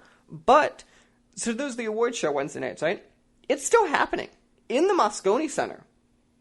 But what's real funny is, most of the devs are on travel ban. So is it just going to be like... It's just going to be Tim Schafer screaming into a camera, I feel like. Well, I imagine it's Jeff Keighley because of... No, it's Tim Schafer. Game Awards is Jim... Yeah, so not always. So 2 years ago, it was not, because Tim Schafer was up. Tim Schafer was up for his Lifetime Achievement Award, so that year it was not him. Traditionally speaking, though, Tim Schafer has done the Game Developer Choice Awards the last couple years. Which he's a good host, by the way. Tim Schafer actually is a good host. Usually the Indie Award show before is some random indie dev. So like it was Robin Heinke one year, it was a dev I didn't know another year. Like it's those level of devs kind of working that section. So they're going to be, it's usually live streamed, but they're just straight only live streaming it. But again, usually devs give acceptance speeches. Most of the devs aren't allowed to go who are up for the big awards. Well, here's the thing. Do they email all the winners and be like, hey, quick film an acceptance speech? I wonder that too. They are also giving every single person who's going to give a talk at GC the option to record a talk, and then they'll put every single recorded talk for public viewing that week. And then there will just be public talks. Yeah. I thought that was pretty interesting. That's interesting to me because usually that stuff's behind the vault. What'd be interesting to me is, does the dev do that, and then when GDC gets postponed, how many of them do the same talk again? Yeah. What the other thing to me is, so obviously Train Jam. Train Jam's still happening, by the way. Because the person organizing it said Amtrak won't give her money back. And Train Jam is, I think the number I was hearing was it'll cost like around $200,000 to rent that Amtrak train. That actually doesn't sound that bad. Because you account for, I think a lot of the sponsors cover a lot of the costs. Well, okay, even if you rent a train for, let's say it's $1 million. Mm-hmm. You're going from Chicago to SF. SF. Which is like a $400 ticket if you get a sleeper. No, sleepers were like 5 or 6. Even Depending for on Train sleeper. Jam? Yeah. You've covered. So one of the sleeper perks is you just get free food. Every meal is included. So that's what we like. So that's different from an Amtrak ticket. Yes. Yeah, that's what I was going off. Like the cost of it. Well, let's say it's $1 million. Even half $1 million. Like, probably closer to half is my guess. That's not a lot. Yeah, no, it's 250 people, I believe. So I mean, if you take 250. How many do you figure to be sleeper? I'm throwing the numbers out here, by the way. I think it's like 50 people have sleeper cars. Only 50? Yeah, maybe it's more than 200 then, because traditionally there is 3 cars of, like, the coach cars, which means you just have the seats. Yeah. And then you have 2 or 3 sleeper cars. So we'll say 50 sleepers, and you say we'll go 550. 6. Do 6 because there's 2 variations, and that just evens it out for easy math. Well, is the cheapest one 6, or is it... The cheapest one's 5. I think the cheapest one's 5. So then you're saying there's one that's like 7? Yeah. I think so. 600. So it's like a king and a queen sleeper. So that's $30,000 alone from them. Plus, we'll figure, what, 250 coach? Or do you think it's less than that? 2, I think. I think it's 2 something. Maybe 220. Coach times... It's a coach ticket. 200? Yeah. Ish, again, but... So, I mean, that's $70,000 just in tickets. So again, you have to account for it's weird because they're renting the whole car, so at that point, and usually what happened is, food was not included, but we had, like, so many snack tickets. We had unlimited, like, soft drinks, coffee, all that fun stuff. Yeah. We actually had, so this year they did not get it, but in the last couple of years, Amtrak made an exception with the, I think it was the Department of Transportation had to make this exception because they actually had an extra observer car, which is not normal and authorized normally on Amtrak trains. So legally speaking, Train Jam was the longest, like, physical car possible that has ever been in the history of Amtrak for that type of trip.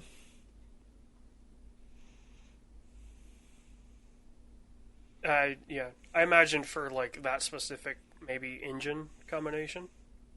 Yeah, but the whole point was that engine combination didn't actually had an extra car than it would. Yeah. And had normal authorization for. Yes, I imagine there have been some massive amp. Oh, I assume that too. But for that train line, the engines they run, like, it's longer than it normally is. It's a lot of interesting. So another they're just going. Thing. Yeah, go on. Because of Disney owning everything. Mm-hmm. There's a Simpsons short before Onward. Yeah, I saw that, and I didn't look too hard into it. I just saw that, so I just wrote that down. When I read that, I was like, so, like, Onward's a kid's movie, right? So, here's my question. I saw the poster that The Simpsons put out like ahead of their new season this year. Yeah. That had all the Disney properties in it. Mm-hmm. So this is something completely different. Yeah. Okay. So I think it's tied to like whatever the little girl is and all that is what the short is. So I think that's obviously more kiddie focused because you can't really do pure Simpsons humor in this. Yeah. But yeah, I thought that was weird as hell because I was like, I understand they're the same umbrella, but it's so like what I find funny is Disney and Fox are really being ran as separate entities still from a point of view from even films. Besides Simpsons, Simpsons is the one Fox property they've like embedded into Disney. Because think what just weird on Disney Plus, all Disney and Simpsons. Yeah. Like they literally are just like Simpsons is Disney now. We took it. Okay. Something that we didn't think about in our discussion about buying Sony. That means you have to buy the James Bond franchise. So, do you though? Because I thought there was some weird thing of this is the first time the distribution company is different. Maybe for No Time to Die, it's different. I thought they changed who did the film. But it's always been Columbia, or it was always MGM, sorry. It was always MGM, and then Sony bought rights when MGM folded.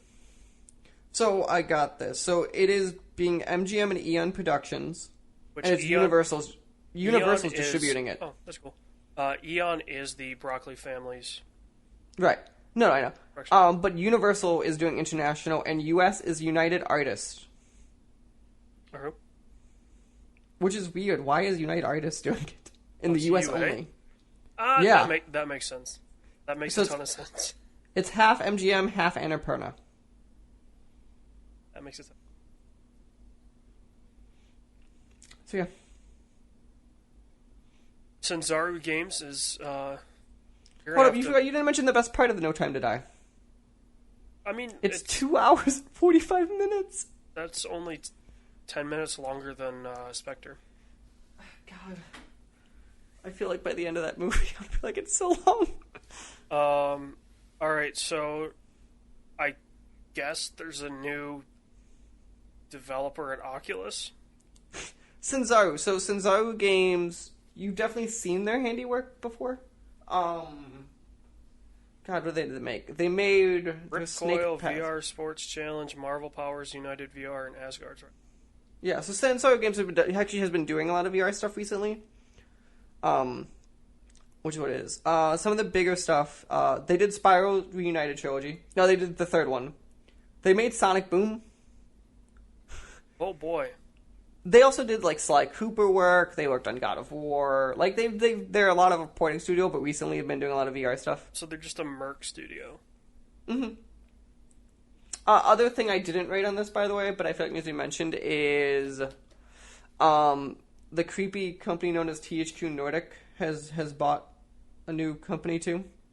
They buy now. God, who did they just buy? You'd think I would have done my work on this one. They just bought like a giant fucker. Give me a second. They just bought someone. THQ doing THQ thing. Yeah, THQ. It was so. I'm sorry. It was a buy new studio. So they just bought someone giant for an absurd amount of money. So when's it gonna break that THQ is just like a giant money laundering scheme? What do you a giant money? You think so? Well, people that are behind Nordic, I have a feeling are some form of oligarch or other extremely well-connected, extremely wealthy person. Mm-hmm. Because they came from nowhere and built this company fast. That is something we like. Have we established? I thought the whole thing was that in where they're from, like they were a giant entity. Well, I think they're from originally. They bought Saber Interactive. Oh, they bought Saber for $500 million. Again, it's a money laundering scheme. Like the hell. See, which for the record, I don't put this out. Sony bought Insomniac for half of that. Yeah, because Sony has real money. Not this fake play money. THQ has monopoly money. Do you think THQ like has a printing press that we don't know about? I think they tell them like, oh yeah, we'll buy your company, and then the paperwork just sits in limbo, and they're like, Years.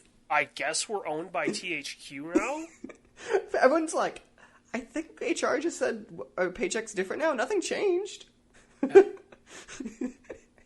Like, HR said we should be seeing a change in our paycheck from who it's issued by, but it's been like 5 years, and there hasn't been a change. Like, you mean like everyone at Deep Silver is still like, nope, it doesn't say, it still says nothing. It still just says THQ. Like, THQ, you know what the funniest thing is? THQ Nordic, like, internally just, like, used all the old THQ, like, handbooks and memos, so everyone at, like, Volition is like, huh, well, I guess. No, I guess it's back in the old days. Hey, here's your updated sexual harassment policy. And somebody at Deep Silver's looking, why does it say it's okay for managers to just slap ass? Oh, they're like, sorry, we took one from the Rockstar book, my bad. I mean, truth be told, I have a feeling THQ was way wilder than anybody else knew. I have heard THQ, like, when THQ was, like, big deal days. THQ sounds like it was the place to be. It sounded like Silicon Valley in the 90s. Well, think about this, right? Like, think about the games that the licenses that they had. Were they Leisure Shoot Larry? They had, I think, Leisure Shoot Larry. They had Saints Row, but, like, they had wrestling licenses. They had, like, racing licenses, motocross licenses. Like, they had every single Nickelodeon license you could think of. Like, THQ was probably just had a Coke dealer from Colombia on retainer. Wait, have I never told you? So I've heard stories from people who worked on the... God, what was the rapper who had the game? Blood in the Sand, 50 Cent's game? Yeah, I know people and I talked to them who worked on the 50 Cent games. I think that was THQ. Yeah, and literally, there was stories in there where, like, he would show up and be like, yo, because, like, so they had, like, the energy drink he was trying to sell, right? He was with Vitamin Water, I thought. No, yeah, but it was special branded. And he's like, I want it in the game. And they're like, okay, so naturally, the designer did the natural thing of, it's health potions, right? He wanted it not tied to violence. Oh, okay. In the 50 Cent game. So that's why they're like some weird fucking collectible that you see like cutscenes with them, but not violent ones. Okay. Or I have heard stories. Though, like, that's the best possible outcome. Like, oh, we'll just make him a collectible. So I've also heard stories of a Jackass game that never happened. That was supposed to be... Shit. That's it. Yes, Jeff Gerstmann has told fractions of a story of the Jackass. So I've heard from people who have worked at the studio the story of, like... Because basically what happened is Johnny X would come in and they'd, like, pitch something to him and be like, mm-mm. And then he'd put him back and they'd be like, you want a film. You don't want a game. You want... Because literally what he'd want is, like... He'd want just clips to play of, like, pranks. Yeah, well, I guess there was a lot more of, like, leading up to that game being made. Like, I guess CYK wanted to do something, which CYK is the skate brand that Bam Margera had. So I think, if I remember right, I think the studio was supposed to be High Voltage. Because that's around Chicago. But yeah, no, it sounds like legitimately of like, it would be like, and like everyone who worked on it was like, they're like, this is the worst experience of my life. Like people said like working on Leisure Suit Larry was a better time than working on that game. I imagine. Because Leisure Suit Larry, what's interesting in my understanding of the story is, basically, because for obvious sector reasons, they made no one in the office work on it, And what they did was they segmented the office of working on it at night, and like really put like giant signs on the wall and stuff, and like barricaded those people in, so no one who was offended by like porn and stuff would accidentally walk into people watching porn. So they had to do research for the game. So like there are stories of like they just be like porn open on the screens. You know who I bet has a massive porn collection? Who do you think has a massive porn collection? And the sad part is he may have a part of that collection thanks to a previous story that we've talked about. I bet Bob Iger has a huge... I knew it! I knew it was going to... This is your transition. First, if you have Bob Iger, though, I'm going to ask, right? Why? Dude, why not? You could hire anyone. Why have a porn collection? Why not? I get a Russian hooker here in 10 minutes. Why would I hire a porn collection? Well, here's the thing, right? I bet Bob Iger hopefully has never done this. I pray to every deity known to man he's never done this.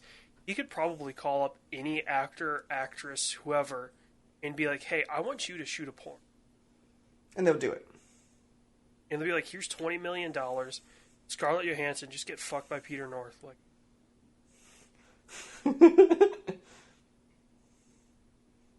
yeah.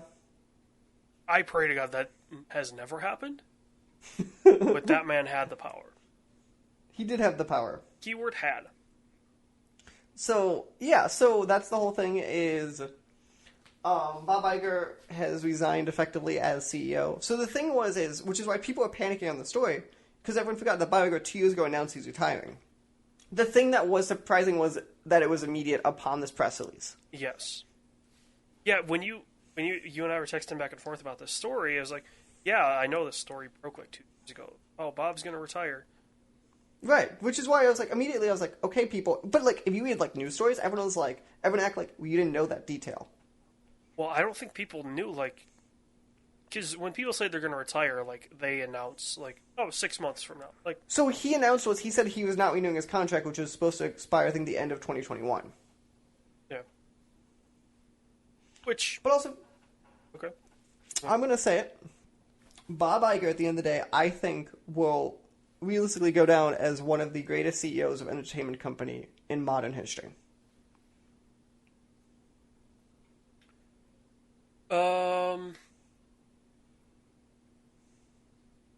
Maybe. Look at what Disney was when he inherited Disney, and look at what Disney is now. I think that's more if he just believed. But, so... Like, he didn't necessarily go out and make the move to...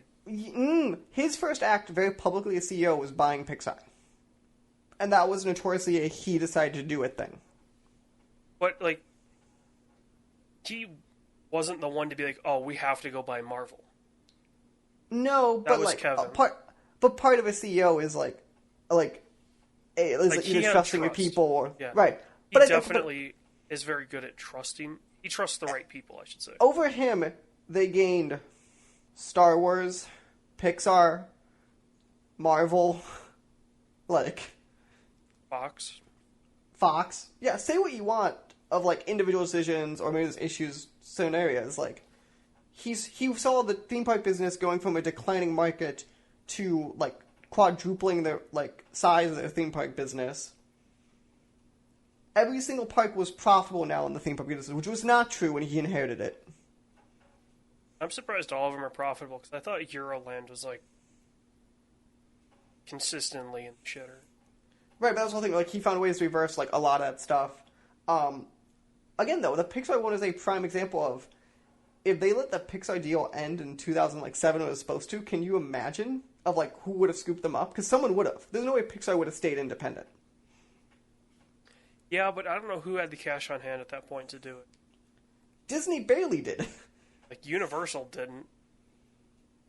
They weren't owned by Comcast yet. No, someone like I could almost see it at the time of because that was Steve Jobs owned a third of Pixar at the time, so he could have just had Apple scoop it.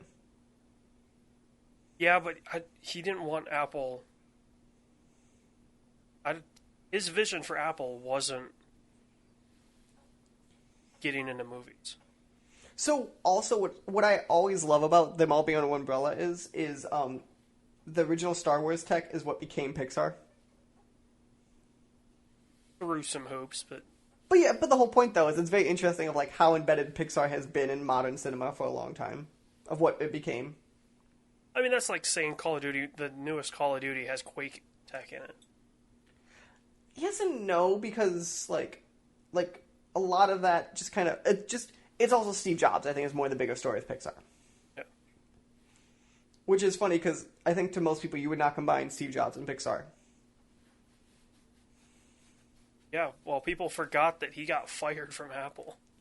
That he made Next or whatever, that then made Pixar.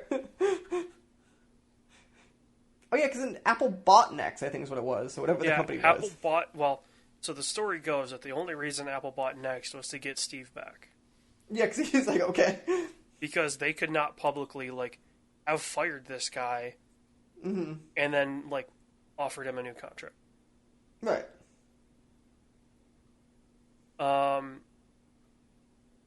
Speaking of stuff we can... Oh.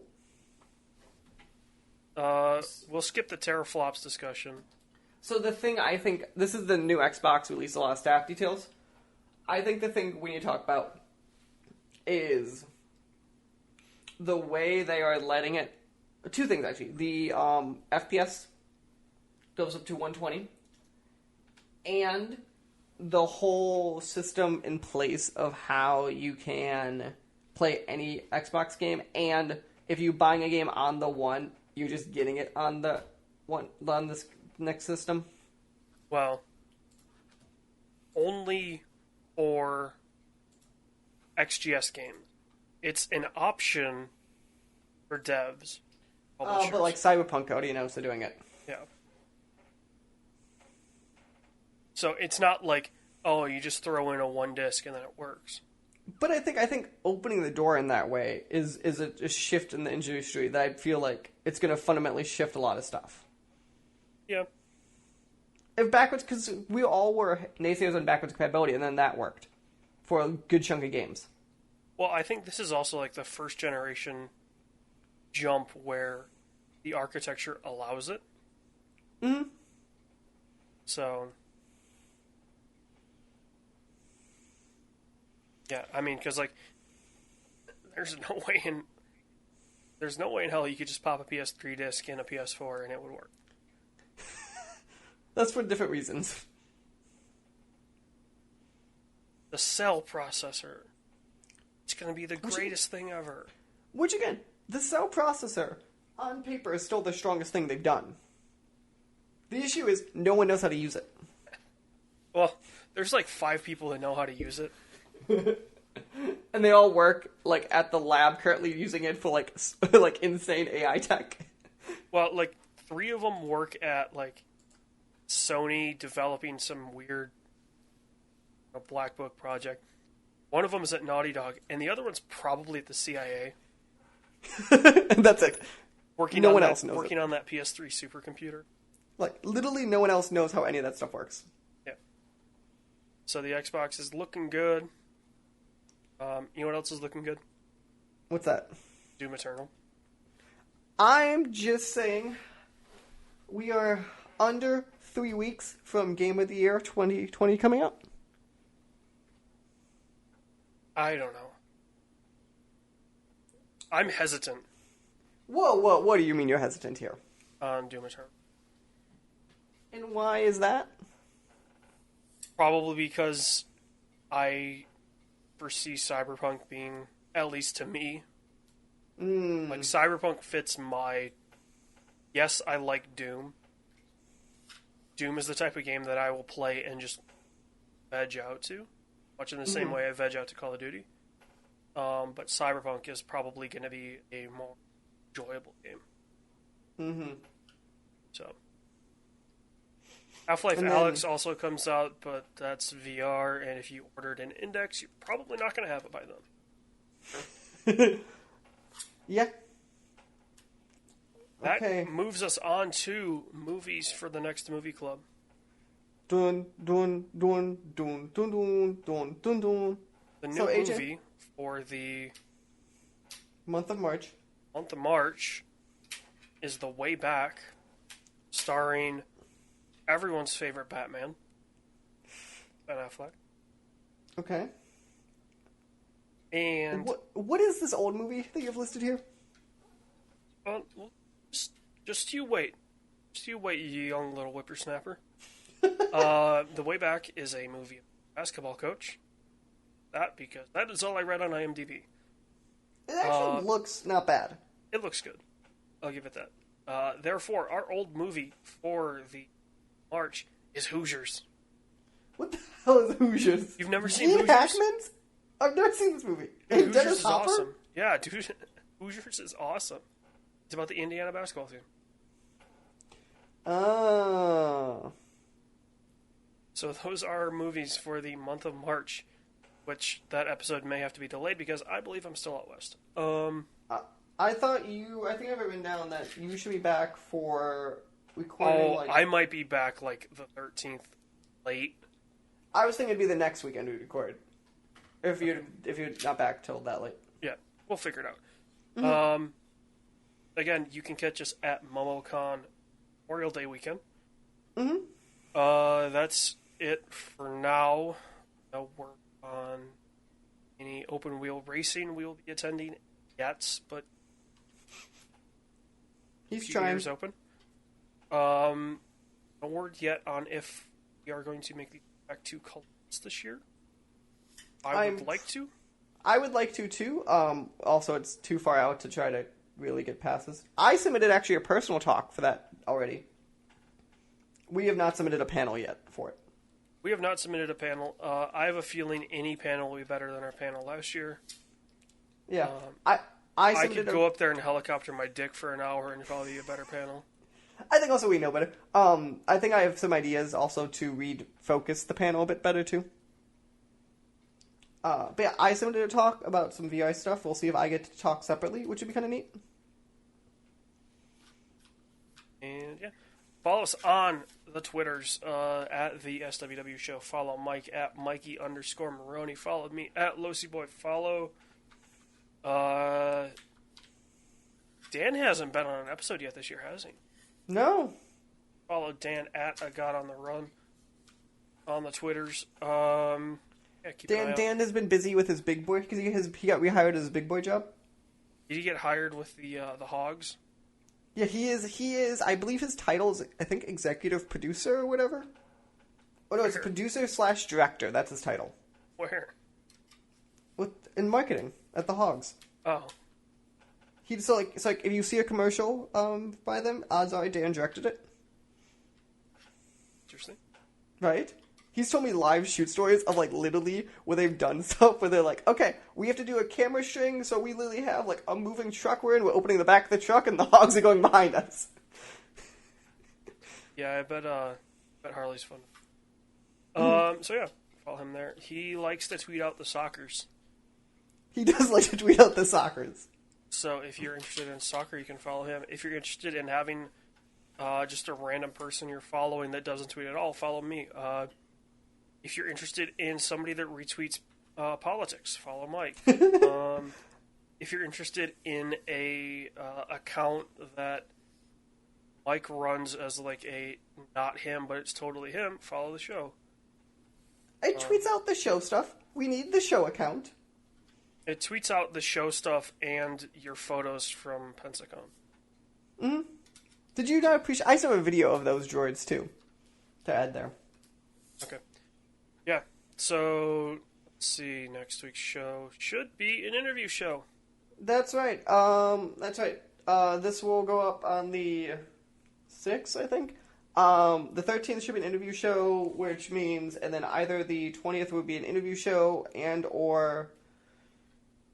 movie club, pending how AJ feels, and the other one will be the one that it isn't. Sure. And then, obviously, we'll rotate into the next month, and we'll be back to normal. Oh, show. And then, dates to look out for No Time to Die will be the April 17th movie club. Mm-hmm. Wonder Woman will be the June 12th. We don't know May, that means. Well... May, there's a couple. Well, no, we've already figured it out. What's May? May is Fast and Furious 9. God, I forgot it is Fast 9. So I got to change this real quick. This is why we made schedules ahead of time. Fast 9 in Hotlanta. June 12th is Wonder Woman. July 24th is Tenet. August 28th is Bill and September 25th is The King's Man. October 16th is this movie that I've never heard of called IDK. It's not but that just means I didn't know every movies yet for that, because some dates weren't announced. November 13th is Eternals, and Christmas is Dune. That is if all those dates for those stay. I bet you there. Dune slips. I bet you... I don't think Dune slips because they have the coveted Christmas slot. Yeah, but that Christmas slot is either really good or really bad. It's been pretty good the past few years. Right, but there have definitely been years where that Christmas... Like, okay, to be fair, 1 year was Wolf on Wall Street, which that was a good year. Good year. I did watch that. But, discuss Wolf. That is, I think, been discussed. Mm-hmm. On this show. See? On this show, or a show where you and I have talked previous. That is correct. Although I don't know if you can find those episodes. That is correct, because our teacher friend had some requests to me to do it, and I just went to screw it. I just hit the entire page and went down. It went kaboom! Kaboom! So the archives exist I could pull, but yes. I guarantee you I have the password for that account if I had to pull them. Tweet at the show, at the SWW show, if you want to hear some old AJ and Mike. I like it. Yeah. Okay. Yeah, we'll catch you all soon enough. Bye. Bye. This podcast was a product of the SWW show. You can find more at the swwshow.com or facebook.com/the SWW store or twitter.com/SWW. You can find out more about Mike at Mikey_Maroney on Twitter and more about AJ at LoCivor on Twitter. Remember, new episodes come out twice a month, one focusing on the new entertainment news and one focusing on movie club, so new and an old movie. You can find out more again at the swwshow.com, and you can find the show on podcast services around the globe.